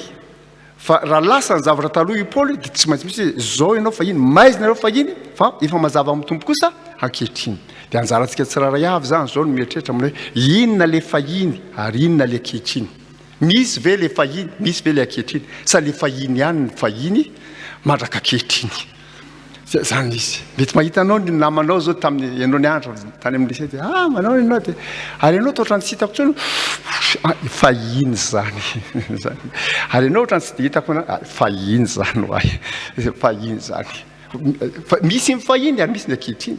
I Paoly zany dia miresaka ny amin'ny averimberiny io moa zany miresaka zavatra ny averimberiny fotsiny ny fijangajangana. Fa mahamenatra ange ny zavatra iainan'ny olona ao anatin'izany fijangajangana zany. Hatra tia amin'ny fiangonana. Hatra tia amin'ny fiangonana. Zany milaza aminareo ny toriteny tamin'ny fiangonana anankiray. Dia ny teny manao hoe ny kristianina tsy mijangajanga. Dia vita ilay izy dia nipetraka. Dia zay sy paster zany miala mipetraka amin'ny anio mivavaka. Dia vita mivavaka dia hoe misaotra président izy. Le fisaorana efa mahazatra. Fa ny toy n'le tenin'le paster ny tena tsy nampozy mihitsy. hoy manao hoe misaotra président hoe nahazo tsara reo zay ahoana hoa nahazo tsara reo zay izy fa ahoana hoa za efa miteny foana ho izy tsy mihainao mihitsy reo fa inona ho any zavatra mitranga eo amin'ny pilipily zay amin'ny rahalahy zany resaka hato izy ny diakona fangalabady ny STK fangalatra sipa aty Ambavahadimitafo moa tsisy an'izany ny tany ny resako zany zany lazaiko aminareo manao hoe mahatsiravina ny ainan'ny olona zavatra ohatrany zavatra mandeha ho azy mihitsy anatin'ny fiarahamonina misy atsika so tsy ravana tsy ravana mety manontany zany ohatra ny nanadala ny vadin-drany fa iny zany mba ho izany zany ny valiteny kristiana mba ho izany ny valiteny kristiana revana malala ary zany natao ivelomy ny filazantsara ivelomy ny filazantsara dia ao anatin'ny fivelomana ny filazantsara io revana malala ny mahatonga atsika zany zao manao ezaka ngeza be mihitsy amin'ny sehatra samy hafa rehetra ny amin'ny fandalana ny fahamarinana ny fandalana ny fahamarinana mandray ohatra anankiroa lehibe fotsiny fandalana ny fahamarinana ny oabolana toko fa 4 andininy fa 4 oabolana 4 dia misy an'le teny manao hoe ny fahamarinana mananatra ny firenena fa mahatsiravina ny fahalovana ry havana malala eto amin'ny firenena mahatsiravina za zany arakaraky ny akarako amin'ny fitondrana ny fiangonana amin'ity toerana ity fa nahitako zary tena tsy mampino tsy mampino tsy mampino ny verina avy any Rwanda nanatrika fivoriana rososina taona maromaro lasa zay tamin'ny mbola nisokatra ny any nahita mpitondra fanjakana ambony aho nanao escale kely tsy tsaroko tsony motay zay dia mifaky teo dia mifampiaraba dia arabaina ianao aho mantsy azy dia mijoro tsara ho aho misy fotoana mantsy ny onanay tamin'ny ambassadeur ny Allemagne nanaovana fivoriana dinikasa kely maraina teo zany namatrapatratra momba an'le fahalovany teo tadidiko daholo ny teniteneninao a tamin'ny anao mbola tsy teo ataovy ary izy zao a teo izy eny président izy za tena vonina mihitsy fa za tena manana adi-panahy inona ho any adi-panahiko paster zao za vonina hijoro fa ny olona manodidina manao ny fahalovana io kristianina daholo mbola velona zany ny olona zany nareo moa tsisy manao an'izany ary zay ny tombotsoanareo fa le olona resahany zany le olona ny akafany resaha zany fa io fandalana zany ke le fivelomany matoa loha ny firenena dia loha zany ny olona anatin'le firenena zany izy matoa loha le firenena lay fanasina eo amin'le firenena no fanasina lasa vato kely fa tsy ratsony zany misy dia anjarantsika mieritreritra dia ohatran'izany koa ny resaka fitiava-tanindrazana miresaka anjatra ny resahan'ny synode zany fitiava-tanindrazana ny salamy fa 7:30 ry havana ny andininy fahadimy 7:30 andininy fahadimy dia misy le tena raha manadino anao ary Jerusalema tadinareo iny zay aoka ny lelako iraikitra amin'ny lanilaniko aoka ny tanako akavanana nadino salamy fa 7:30 am'zato andininy fahadimy ny fitiava-tanindrazana fa ny zava-doza eto amin'ity firenen'ity ry havana malala nanana zany pasteur Daniel Ralber zantsika nanana zany pasteur Ravel John zantsika nanana zany pasteur Zafy Maïf zantsika zany moa le antsoina reo fotsiny tany saiko zany le antsoina les 3 grands teto Madagasikara nalaza tamin'ny fijoroany amin'ny maha-kristiana sy ny fitiava-tanindrazana tsy azo nozongozony fa aizitsika taranaka kehitriny amin'ny fitiava-tanindrazana marina fa ny olona miresaka fitiava-tanindrazana ny vava miteniteny fitiava-tanindrazana ny fitiavana posy ny tena mbetsaka ny fitiavana nay menakavy ny fitiavana ny atokonay dia rehefa misy zavatra atao dia atao le izy tsy ny fitiavana tanindrazana fa hoerahoera tsy maintsy mandeha zany izy eto Madagasikara moa tsisy an'izany fa ny any ivelany zany resahako zany ny any ivelany zany resahako zany zany le antso ny fiainana mba hivelomy re le filazantsara hivelomy le filazantsara zay mifaharoa inona zavatra fahatelo dia torio ny filazantsara raha irantsika ry havana manao hoe vitoso filazantsara Madagasikara tsy maintsy mandeha mitory ny filazantsaratsika omeko rao ny texte classique ny marika toko fa 9 andininy fa 5 marika 9 5 mandehany ianareo Jesosy mitory ny filazantsara amin'ny olombelona rehetra dia mandehantsika ry havana manao tafika masina zany rehetra ka lazaika amin'ny fomba tsotra mandehana manao tafika masina re fa misy kristiana efa atao jobily vola fotsy misy 5 taona na kristiana 5 taona mampandray ny sasany 5 taona madekona 5 taona maloolona tsy mbola nanao tafika masina mihitsy teo fiainana nareo moa efa nandeha nareo tafika masina daholo efa ty mihitsy tena atao jobily ihany fa mbola nareo tafika masina mihitsy teo amin'ny fiainana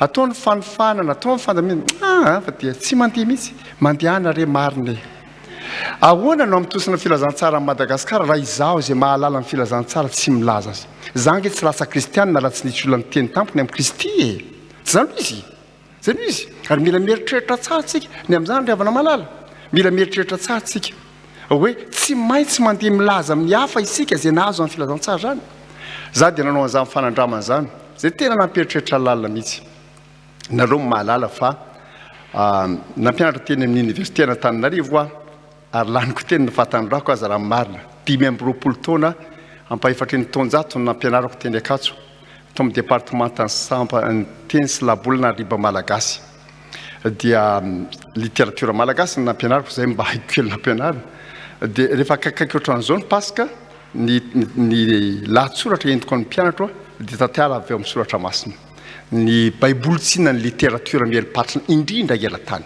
ary manana zo ampiasana zany littérature ngezabe zany dia nentiko mitondra n'le texte atao amin'ny soratra masina zany tato amin'ny baiboly miaraka amin'le misy andininy fahazao dia hoe amatsy an'ilay mpianatra anankiray mba vakio kely ary izy zay fotsiny ny fiandohany ny fanadihadiana lahatsoratra rehetra tsy maintsy manomboka amin'ny vaky teny ny vakiny re le izy dia le tantarany hitsarana an'i Jesosy zany izy dia zao no namakiny azy miteny fotsiny ohatran'izao zany 7 ary Jesosy dia nentina tany amin'ny Pilato 8 ary Pilato nanao hoe dia ohatran'izany ataonareo za mihitsy nataon'ny mpianatra raitrano meneka izy manginonareo fa aza menareo dia nanontaniko le mpianatra fa ianao ngoa tsy nahita hoe soratra avy anatin'ny soratra masina hitako io nolazaina zao ianao nga mbola tsy nahita misy dia za hoe zao izy ny teny avy anatin'ny baiboly ary le mariky reny dia mariky ny andininy amin'ny baiboly ary efa mamaky azy dia tsy vakina io texte tanomeko azy io zany no soratra masina voalohany hitany teo amin'ny fiainana mpianatra efa tonga ny Akatso zany mba azonareo an-tsaina moa zavatra misy eto Madagasikara amin'izany tsika kristiana nefa dia mipetraka tsara manafana W eto ohatrany efa mahalala daholo ny olona rehetra manodidina antsika mba mandehana marina azonareo ve zany ravako zany ho izy vao ny tantaraiko tao faravohatra tamin'ny toroteny nataoko tao tamin'ny fandraisan-tanana amin'ny mpitandrina raha tonga teny Androndro zay anisan'ny zavatra voalohany nataoko teny Androndra rehefa tonga teo niny taona amin'ny fiangonana nanao tafika masina Jerosalema eo amin'ny faritra akaiky amin'ny fiangonana niverina avy any le mpiatafika masina nanao anao ny dianareo pastera ozy izy tena nahita zavatra faran'izay mampihetsi-po zay dia efa taizina tasy amin'le trano tasy ray mitorabato arabaky teny mimpitany arabe dia efa tonga ao mako amin'izany trano zany dia inona ny zavatra nitranga tonga zay nandondona dia afaka manginareo ve zay hivavaka aminao mandrotro le tompotrano dia nandroso zay ozy izy dia natao le izy rehefa natao izy ilay tafika masina tomany le olona ny tomany dia efa ahoana zao ny tenin'le olona manao hoe 5 taona zao no nahatongavako teto Androndra 5 taona no nahatongavako teto Androndra nareo ny olona voalohany taona hivavaka misy olona zany miandry mangetaheta fotsiny izy zany vahiny amin'ny tanàna iza mba hitaona hivavaka tsisy ny kristianina mitondra amin'ny baiboly tsara dia makany am-piangonana le ore miteny hoainy dia hoaizy ireny tsisy miteny amiko zany ny zava-misy ry havana marina zany ny zava-misy ary mila mieritreritra n'izany lalitsika torio ny filazantsara ary fotoso filazantsara Madagasikara filazantsara manovana ary niovany tantara ny tokantrano ny fiainany nanomboka teo zany nisokatra ho azy ny varavary nakarisana le mpiangonana izy mianakavy amin'izay nanjary mpikambana mahasoa nampandroso ny fiangonana zany izy ry havana malala inona ny zavatra faefatra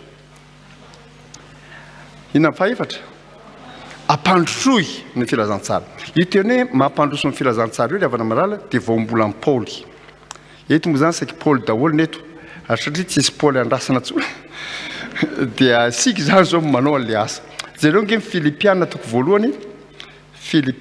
voalohany manarakaraka ny Efesianina teo zany ry havana malala dia ny andininy 5 angamba azo vakina manomboka amin'ny andininy 7 mihitsy hatreo amin'ny andininy 5 zatra lazay amin'ny Paoly Filipianina toko voalohany manomboka amin'ny andininy 7 ahoana voasoratra amin'ny lalany tompo misaotra n'Andriamanitra amin'ny fahatsiarovako anareo mandrakariva amin'ny fivavahako rehetra ho anareo rehetra ka mangataka amin'ny fifaliana noho n'inona no ny firaisanareo hampandroso ny filazantsara hatramin'ny andro voalohany ka mandraka kehitriny. Ary ry avana andrasan'Andriamanitra amintsika hampandrosoy ny filazantsara. Dia inona ny nataon'ireo Filipianareo hampandroso ny filazantsara?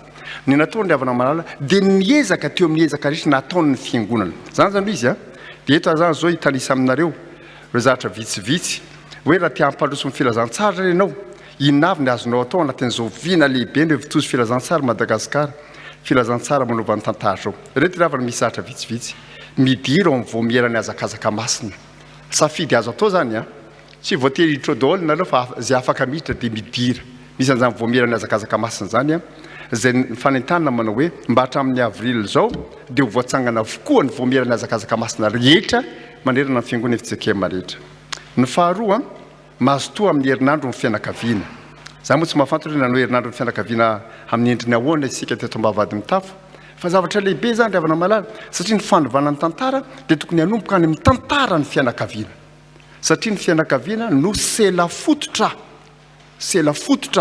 iorena ny fiarahamonina tahaka ny hoe ny fianakaviana na ny tokantrano no toy ny briky mandrafitra ny rindry ny fiarahamonina sy ny firenena. Ka ny fianakaviana tsiraray avy no briky tsiraray. Raha ohatra ka briky malemy no atao amin'ny rindriny eo rehefa tonga ny orana dia irodana ho azy io. Ary mahasimba amin'ny firenena zao satria manomboka ny fianakaviana mihitsy ao anatin'ilay tokantrano mihitsy no misy zavatra tsy zarizary, tsy vanim-banina. Dia rehefa tsy vanina ny briky mianjera ny rindrina. Zao iarahantsika mahitsy zao ny fahampitehan'ny firenena ray manontolo amin'ny endriny maro samihafa izay iaraha-mahalala.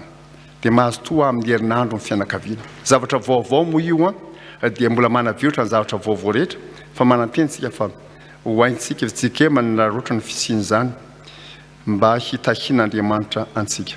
Ny fahatelo midira ao anatin'ny voamieran'ny fananana. Zany koa zay afaka miditra ao dia midira.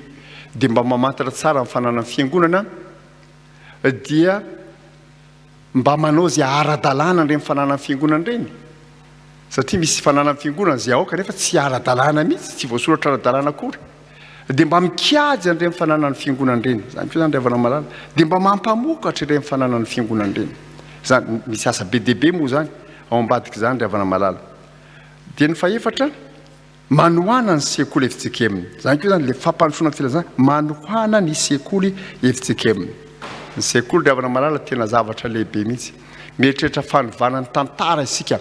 Fa ny sekoly no anankiray amin'izay tena fitaovana azo anovana ny tantara.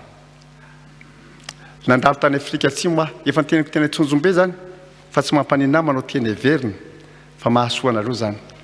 Nahita an'izao soratra zao teny amin'ny rindrina anankiray tany Afrika Atsimo zay Nelson Mandela no niteny azy.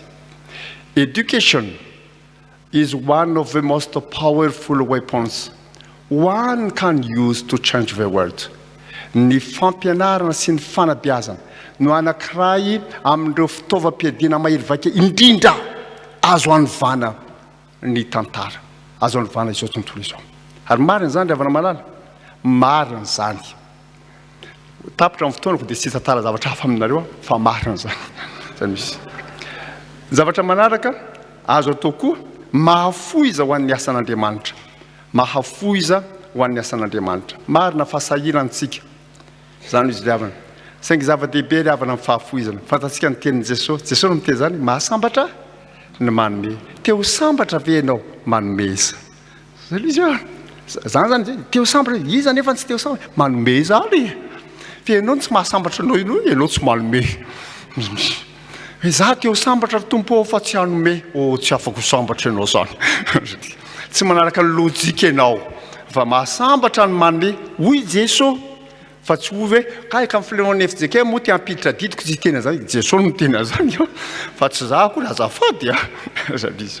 Ary mahafoiza ho an'ny asan'Andriamanitra. Ary ny farany ravana malala amin'ny fitansana ataoko, farany amin'ny fitansana ataoko, mandraisa anjara amin'ny fikajiana ny tontolo iainana. Mandraisa anjara amin'ny fikajiana ny tontolo iainana. Mieritritra n'ilay fanovana ny tantara mampandroso ny filazantsara antsika zao dia tena miasa mihitsy sika ka ilay fanovana ny tontolo iainana io, ilay fandraisana anjara amin'ny fikajiana ny tontolo iainana io. Raha ny fiangonana no mamboly ala, raha ny fiangonana mamboly azo, tsy antony ekôlôjika akory mahamaka antsika ravana malala. Ny amin'izany tontolo iainana zany amin'ny maha tontolo iainana azy, fa tena antony teolôjika madio rano mihitsy. Zany hoe Andriamanitra no mpamorona ary io Andriamanitra io dia Andriamanitra raitsika araka ny tonontsika hoe rainay izy any an-danitra ka rehefa simba ny zavaboary nataony dada dia zanany no mikarakara ny zavaboary izay simban'ny olona azonao mola izy ny fiangonana mamboly azo dia miara-miasa amin'Andriamanitra rainy manarina ny fahaдаlan'olombelona mpanota fitoriana ny filazantsara sy fijoroana ho vavolombelona nataon'ny fiangonana rehefa mamboly ala fa tsy antony ekôlôjika fotsiny akory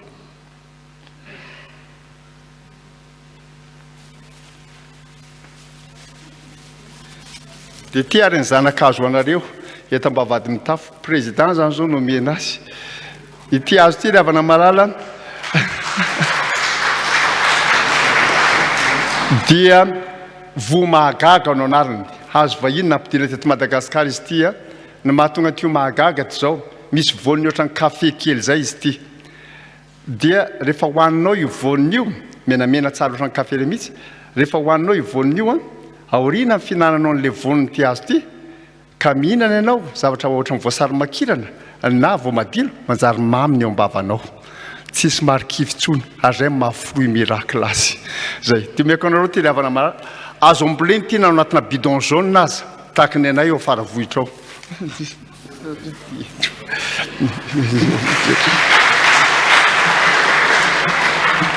dia sika zany satria asa fitoriana filazantsara natao omeko anareo ny fiche technique ny amin'ny fambolena azy ry havana malala ty fiche technique ty dia fiche technique navoaka ny MFE ny maraîchère fruitier éducation environnementale izay mikarakara ny fanatrarana ato anatin'ny efataona ny sonadapartany 7 ny amin'izao tetikasa fambolena ala izao dia tena alina mihitsy ny olona nanao ty fiche technique ty dia missionnaire américain antsoina hoe Danturk izay namita amin'ny PhD ny momba ny hazo teto Madagasikara dia ato daholo ny dinidinika rehetra hoe raha mbola aza amin'ny bidon jaune nareo dia bidon mavo 20 litatra asiana fangaro tany no asiana dia ambolena dia sisy ny dinidinika rehetra ambolena azy mba rehefa mamboly dia mamboly tsara fa tsy manao fitsangatsanganana ekôlôjika akory mahafinaritra mihitsy nareo rehetra amarana azy ary havana inona le faranandrindra fahadimy mivava ao ambiaza ny filazantsara nitondra trakitra ho anareo ary havana nomeko amin'ny présidentante tsy fantatra hoe fotoana toinona ny izarana azy iny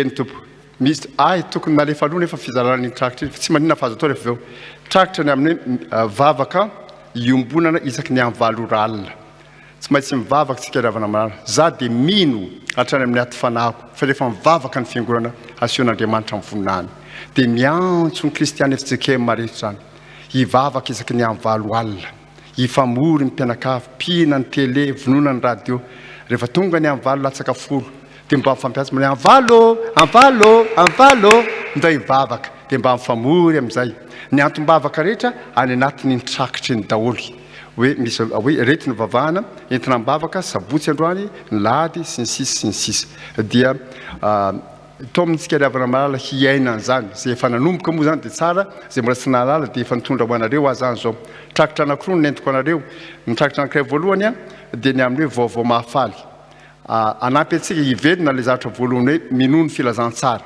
ary ny trakitra faharoa dia nentiko anareo hivelomana zavatra fahadimy hoe mivava haombiazan'ny filazantsara zao ry havana nataoko hoe amin'ny folo sasany mahery 2 minitra tapitra ny fotoana nylazaiko taminao firesahako dia mijanonao ary dia asiana fotoana hoe anaovana fanontaniana raha azoko tsara ny resaka ataoko fa mety tsara koa zany satria ny fianonanareo koa ny tena zavatra lehibe andolotsika hitsangana ary anao hira anankiray hira mba tena tiako mihitsy ty hiry ty isaky ny avy mamaky atao kapela 270 dia ny andininy voalohany ihany dia rehefa vita eo andininy voalohany io dia mandray an'izay fanontaniana avy aminareo tsika ry havana 270 ny andininy voalohany ihany misaotra naza adina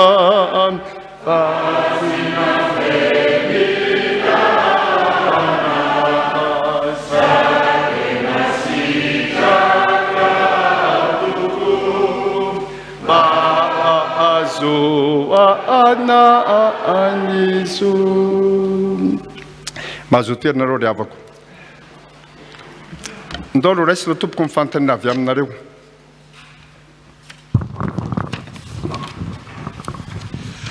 Tsika manam-panontaniana tompoko dia makaty aloha ety dia mampiasa an'ity micro ty saotra tompoko mandrosoara tompoko dia mba tononona le anarana fiantso aiza le anarana kilometrika iny fa le anarana fiantso ny fitompoko miaraban'olo pastera sady misaotra anao tamin'ny fampianarana saotra tompoko ny manitikitika ny saina kely a ny manaitra aloha dia ny hoe le voalaza teo le hoe ny fampianarana no ino misy teo fitaovana enti miady mahery vaika indrindra araka ny fampianarana teo koa dia ilaina iainana sy toriana ny filazantsara ary ny vina koa dia ny hoe ny filazantsara manova ny tantara araka ny fantatra nefa dia mbola be dia be ny olona tsy mahay mamaky teny sy manoratra eran'ny Madagasikara dia ahoana tompoko ny paikaditsika FJKM ny amin'ny toe-javatra io misaotra tompoko saotra tompoko iza daholo moa zany zao ny manana faniriana ny tany atsangana ny tanana dia mandrosoa ary mandrosoa tompoko mandrosoa tompoko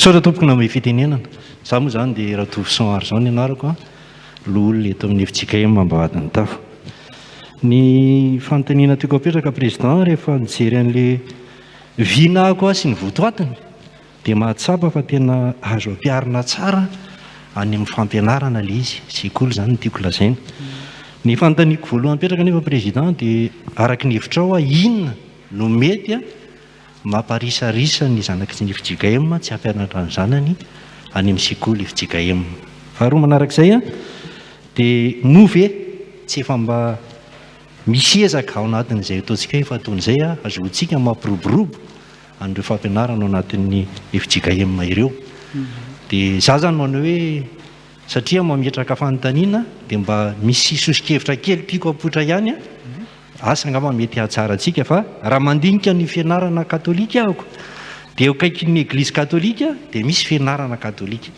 movy tsy mba azontsika FJKM atao manao an'izay zavatra izay satria raha eo ny fiangonana dia amin'ny akany tokony mba hisy fampianarana misaotra tompoko misaotra tompoko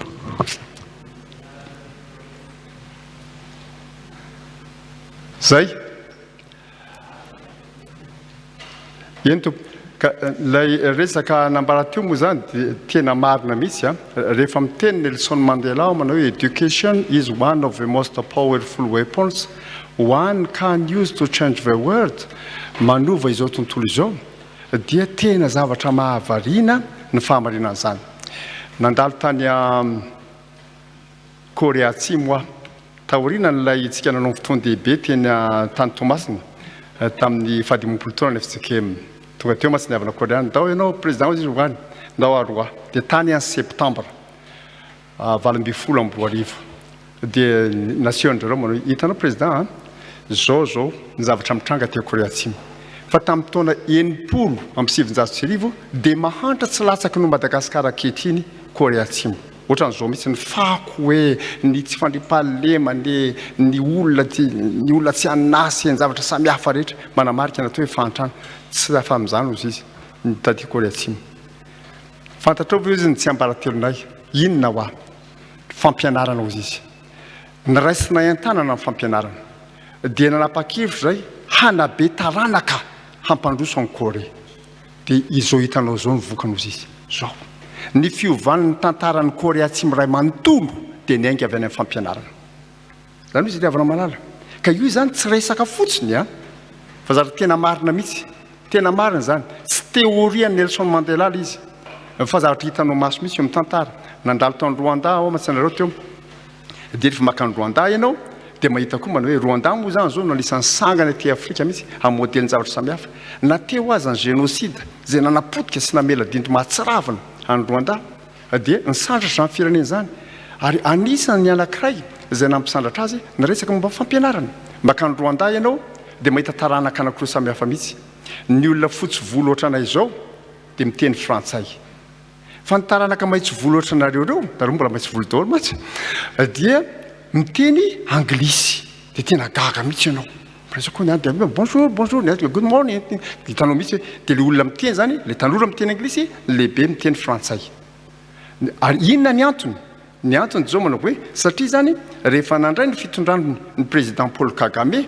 dia niodina izy namaty amin'ny tantara niala tamin'ny kolotsaina francophone anjary kolotsaina anglophone ary rehefa namaky ny boky tany Rwanda dia nahitako izy zao manao hoe ay moa zany président Paul Kagame sy ny prime ministre tamin'ny fotoanandrony Tony Blair olo ohatran'izao tena olona fanindran-danana fampitantana mihitsy ary izany no nampiodina tanteraka ny tantarany Rwanda ny fampianarana sy ny fanabeazana fitaovana manova ny tantara ry havana malala zavatra voaporofo ny tantara zany manana zany porofo anankiroa zany tsika farafahakeliny raha tsy resaka ny any amin'ny pays scandinave fa lava loatra ny resaka ataoko raha miresaka an'izany fa izany izy ry havana malala dia tonga ny olana ny aminy hoe ahoany tiantsika mbola be dia be ny tsy mahay mamaky tianty rehefa manana ty boky ty nareo dia hijery azy ry havana malala ty boky ty dia nasiako fizarana telo ny fizarana voalohany ny lahateny izay nataoko teny Antsonjombe tamin'ny fotoana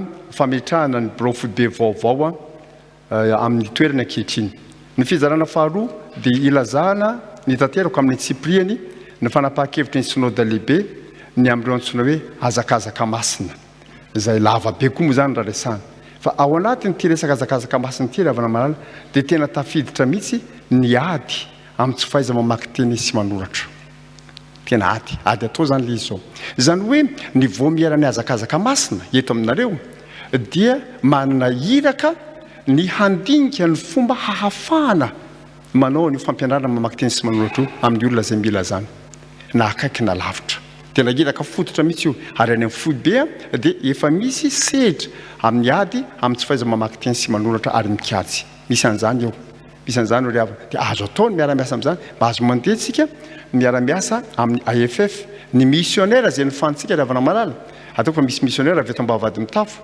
tamin'ireny fanofana missionnaire reny dia nampianarina hamaky teny sy nampianatra ny olona izay hita ny filazantsara hahay mamaky teny sy manoratra anatin'ny fotoana fohy ezaka efa atao io zany fa tsy maintsy hotoizantsika ry havana malala satria marina mihitsy ny teninao hoe mamaky baiboly le baiboly aza tsy hainy mamaky azy satria tsy mamaky teny inona moa dikany dia tsy maintsy mampianatra azy mamaky teny sy manoratra isika ezaka efa atao zany tompo efa natao tamin'ireny fanofana missionnaire reny ary mbola atao ndray ateveniny zany zao dia ny anjarantsika ny manatevina azy manatsara azy raha ohatra ka misy manana fanomezam-pahasoavana momba n'izany fahaiza mamaky teny sy manoratra zany nareo dia afaka manatona any amin'ny foibe hoe za afaka hifanampy hoe amin'ny fampianarana mamaky teny sy manoratra io fa mandray nareo mpitiavana zay sika miara-miasa amin'ny fikambanana mampely baiboly malagasy fikambanana mampely baiboly malagasy dia manana fitaovana ihany koa ny amin'ny fampianarana mamaky teny sy manoratra ry havana malala za zao efa nampiasa an'izany efa niofana tamin'izany tamin'ny andro ny fahatandroako ary efa nanomboka nampiasa an'izany dia mahafinaritra mampiasa an'ilay izy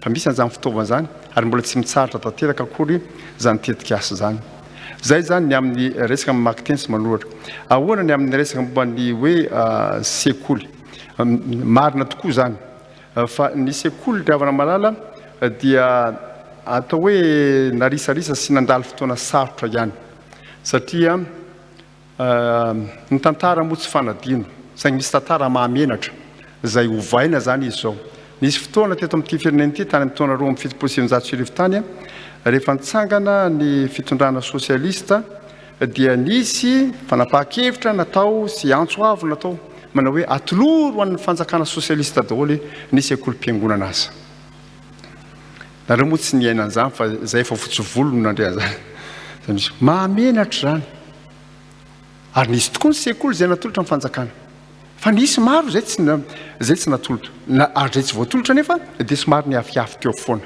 no zany anton'izany ary raha ny antony ara-tantara zany ry havana ny mahatonga ny sekoly protestante somary marisarisy io fa talohan'izany koa nefa dia mbola nisy antony hafa satria fantatsika tsara fa ny nitondra ny sekoly teto Madagasikara nahatonga zao sekoly avy amin'ny teny anglisy skool dia ny havatsika avy amin'ny London Missionary Society ny LMS dia ny anglisy zany no tena niara-ny asa tamintsika nanorona ny sekoly na ny sekoly le aty amin'ny fototra na hatrany amin'ny sekoly ambony satria ny protestanta nanorona université voalohany teto amin'ity firenena ity zany zany le tantara fa rehefa tonga ny frantsay tamin'ny fanjanantany dia noterena ny mpampianatra protestanta rehetra zay ny teny anglisy ny tena hainy tsy maintsy hianatra teny frantsay mba anodina azy satria tsy nahay teny frantsay ny mpampianatra protestant dia voaterina katony zay sekoly rehetra tsy nanana mpampianatra mahay teny frantsay zany ke tantara mahamenatra tantara mahamenatra zany fa zany efa ny tantara mba ahafantarantsika ny hoe maninona moa ny sekoly protestant ohatran'izao dia ry pasteur Veljon nandeha niazakazaka tamin'ny frantsa nanamasaka ny teny frantsay niverina taty ny fiangonana ny kristiana tsy maintsy nanasa ny mission protestante française mba ho tonga eto Madagasikara ny MPF mba hanambarana manao hoe diso ny filazana ataon'ny katolika sy ny frantsay manao hoe izay ihany frantsa katolika frantsay rehetra dia katolika daholy dia hoy ny MPF manao hoe tsia misy koa ny frantsay fa protestante zay reto zany zany vao nanomboka amin'ny fandanjana izy kanefa nandrisy ny 90 taona nandrisy ny fotoana amin'ny fanjanantany lava be io dia natosika tany an-tsisiny tany ny fampianarana protestanta fa ny fampianarana katolika no nahazo vanatra tamin'ny firenena tantara moa zany za dia membre ao anatin'ny FJKM fa tantara fotsiny no resahako zany no mahatonga antsika hatramin'izao zany hoe amin'ny toerana ankilahely io nisy oronan'Andriamanitra ry havana maralitra zao manao hoe efa tena nanao dingana ngeza be ny sekoly protestanta mahatsiaro ny rahalahako ranay Blaise za dia efa tao anatin'ny fohy be fitondran-tsekoly fony izy tonian'ny sekoly tale nasionaly ny sekoly FJKM ary be dia be ny ezaka natao Ramatoa Bebe Soloery vady ny pasteur Soler Paul zay mpampianatra anay teny akaso ary niarana mpianatra taminay tateorina no anisan'ny tao anatiny zany fandaminana momba ny sekoly zany tao anatin'ny mpiandraikitra foibe nanaovana ny fandaminana ny ezaka rehetra ary tamin'izany fotoana zany no nanokafana ny fifandraisana ivelany hampandrosoana ny sekoly FJKM dia tsaroko tsara mihitsy fony zay tany Mboamalaza nandrisy ny 10 taona angarangitana taliany sekoly Veneto Mboamalaza ary ny nahafinaritra satria ny fisiny fisokafana io no nandraisana ny antsoina hoe VSN volontaire du service national dia regny volontaire du service national reny miasa dia mahatonga ny fivelarana le sekoly sy ny fiakarany faripahalalana ho azy eo amin'le sekoly za moa zany zavatra nitranga ny sekoly ny raisiko tao fo ny ananomboka hotalian'ny sekoly Veneto Mboamalaza mpianatra angamba 300 teo na 500 10 taona tateorina rehefa lasa nijanona amin'izay fa nandrainy ndraiky ny tale Maurice Dada zay proviseur tao moa zany nandrisy ny fotoana Natalia dia mpianatra 700 no napetrako azy odimbiasany tao zany izy ravana malala tena misy zany zany fivoarana zany ao anatin'ny sekoly satria misy an'le fisokafana zay atao amin'izao fotoana zao dia miara-miasa betsakitsika amin'ny département missionnaire suisse dia manao tetikasa manamboasa na ny fotodrafitrasa na ny lafi mifanofanana samihafa rehetra mba hahazona manatsara n'le fampianarana ka tsy ny fotodrafitrasa sy ny fanofanana tsotra fotsiny fa efa nanorontsika zao ny IFRP zay akaikinareo ato Institut de formation de recherche pédagogique zay anofanatsika zay karazan'le école normale nisy fahintany Ambatomanga zay maty indrisy tamin'ny andro mademoiselle Bergurieux za zao mbola nahitan'izany olona zany dia mamerina nanokatra ny sekoly normale indraytsika ary amin'izao fotoana zao dia miezitsika amita ny sekoly normale ho an'ny mpampianatra ambaratonga voalohany le any mery mandroso io mba hoatrany amin'ny fotony mihitsy ny manana mpampianatra tsara ofana isika dia hanatsara ny fampianarana ho azy efa be dia be ry avana niezaka fanatsarana zay natao mbola betsaka ny atao fa efa betsaka koa ry avana niezaka efa vita ary misaotran'Andriamanitra rehefa mijery ny antotanisitsika zany zao eto Madagasikara zany zao avahana zany ny sekoly katolika avahana ny sekoly katolika zay nakabahana 90 taona angarangidina tao anatin'ny fanjanahantany nakavansa be mihitsy 90 taona fa amin'ny sekoly rehetra eto Madagasikara dia ny sekoly FJKM ny voalohany amin'ny sekoly ankoatran'ny katolika ary amin'ny toerana sasantsasany dia tsara lavitra mihoatro no ny voka-panadina mpanjakana sy ny voka-panadinana katolika ny voka-panadinana FJKM zany izy ravana malala tsy etam-pelantanako moa ny totanisa fa azo resahana aminareo zany ry havana dia mandeha tsika ary manitatsika zany zao hatrany amin'ny université FJKM Veljon fa ao anatin'ny université Raveljon io dia miezakitsika mitana ny zavatra tena tsara rehefa nataony fifaninanana eran'ny Madagasikara tamin'ny sehatra rehetra momba ny fifatenana olona ao anatin'ny resaka hoe paramédical dia ny mpianatra navoaka ny université Raveljon ny voalohany manerana amin'ny Madagasikara. Zavatra mba tokony fantatrareo zany tsika matsy ndraindray everitsika hoe tena zany mihitsy ny zavatra mitranga zany izy avana marana ary zany ezaka risy natao zany dia isorana an'Andriamanitra dia ampirisina antsika ary zay zany mahatonga amin'ity manao hoe rehefa aza mianatra ny sekolinao mba alefaso midira jereo ny sekoly dia ho hitantsika ny ahafahana miaraka mampandroso azy dia izany miezaka dia hoy ny avako teo manao hoe mety ve raha ohatra hoe tia fiangonana dia eto ny sekoly miaraka aminy zany mihitsy ny fanapahan-kevitry ny synode lehibe.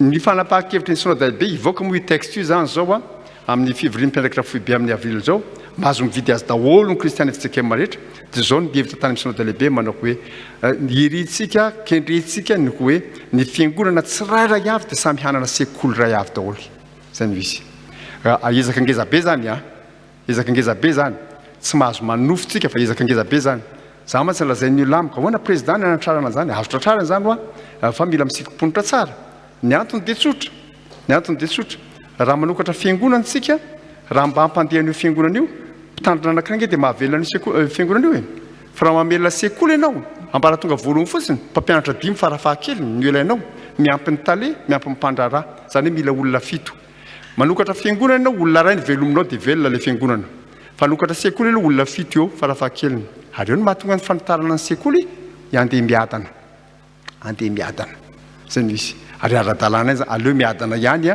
toy izay mihazakazaka loatra dia mihazakazaka tratry ny aoriana indray fa tsy tonga any amin'ny tanjony zay kendrena zany le ezaka izay atao ry havana malala fa ny nofinofy dia izany mihitsy dia ny vina izay napetrako dia zao manako hoe atao anatiny ty feptom-piasany ty hatramin'ny 5 dia hanorona sekoly vaovao 210 isika 210 ary nahoana moa 210 satria atao anatin'ny FJKM ary havana malala manana synode 7 sika synode partany eto Madagasikara zany hoe manana fari-piadidim-pampianarana izay karazana Cisco FJKM zany 7 zany tsika Cisco ray synode partany ray fari-piadidim-pampianarana ray synode partany ray dia zao no izy raha ohatra ka reo 7 reo manorona sekoly ray avy isan-taona fotsiny ray avy isan-taona dia 7 amitombona 3 raha marina nkajana ampianarany dada 37 x 7 ça fait 111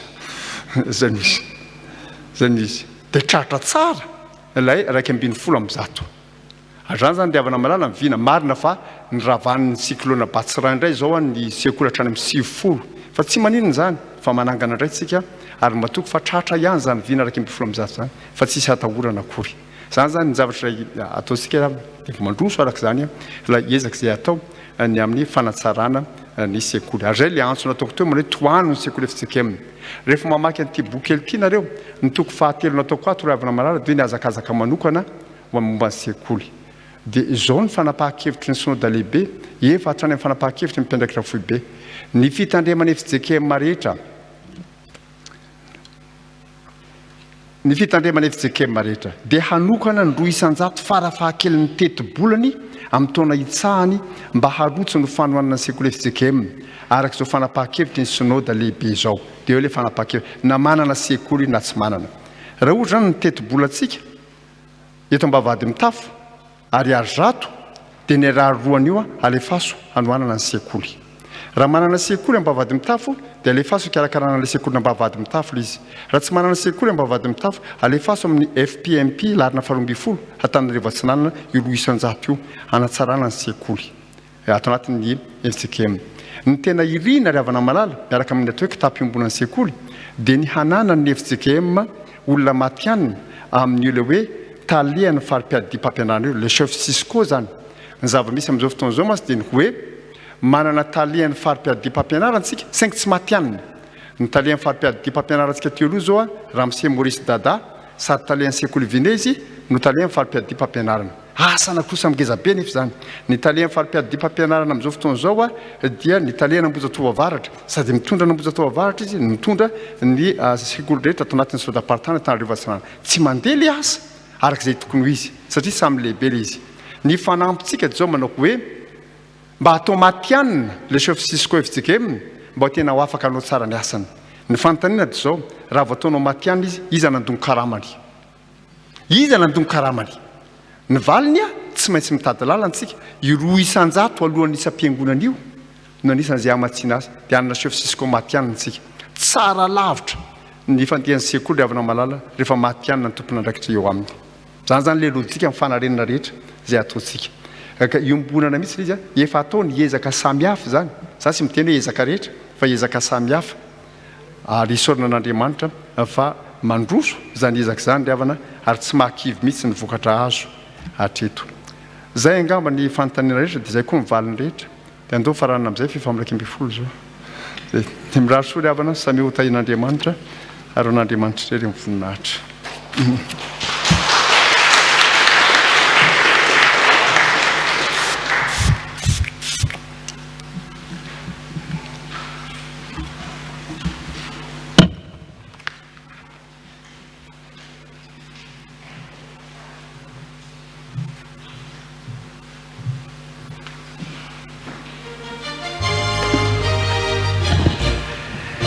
Saotra indrindra présidente amin'ny fampianarana nentinao sy ny fanazavana lavalava mikasika ny sekoly FJKM.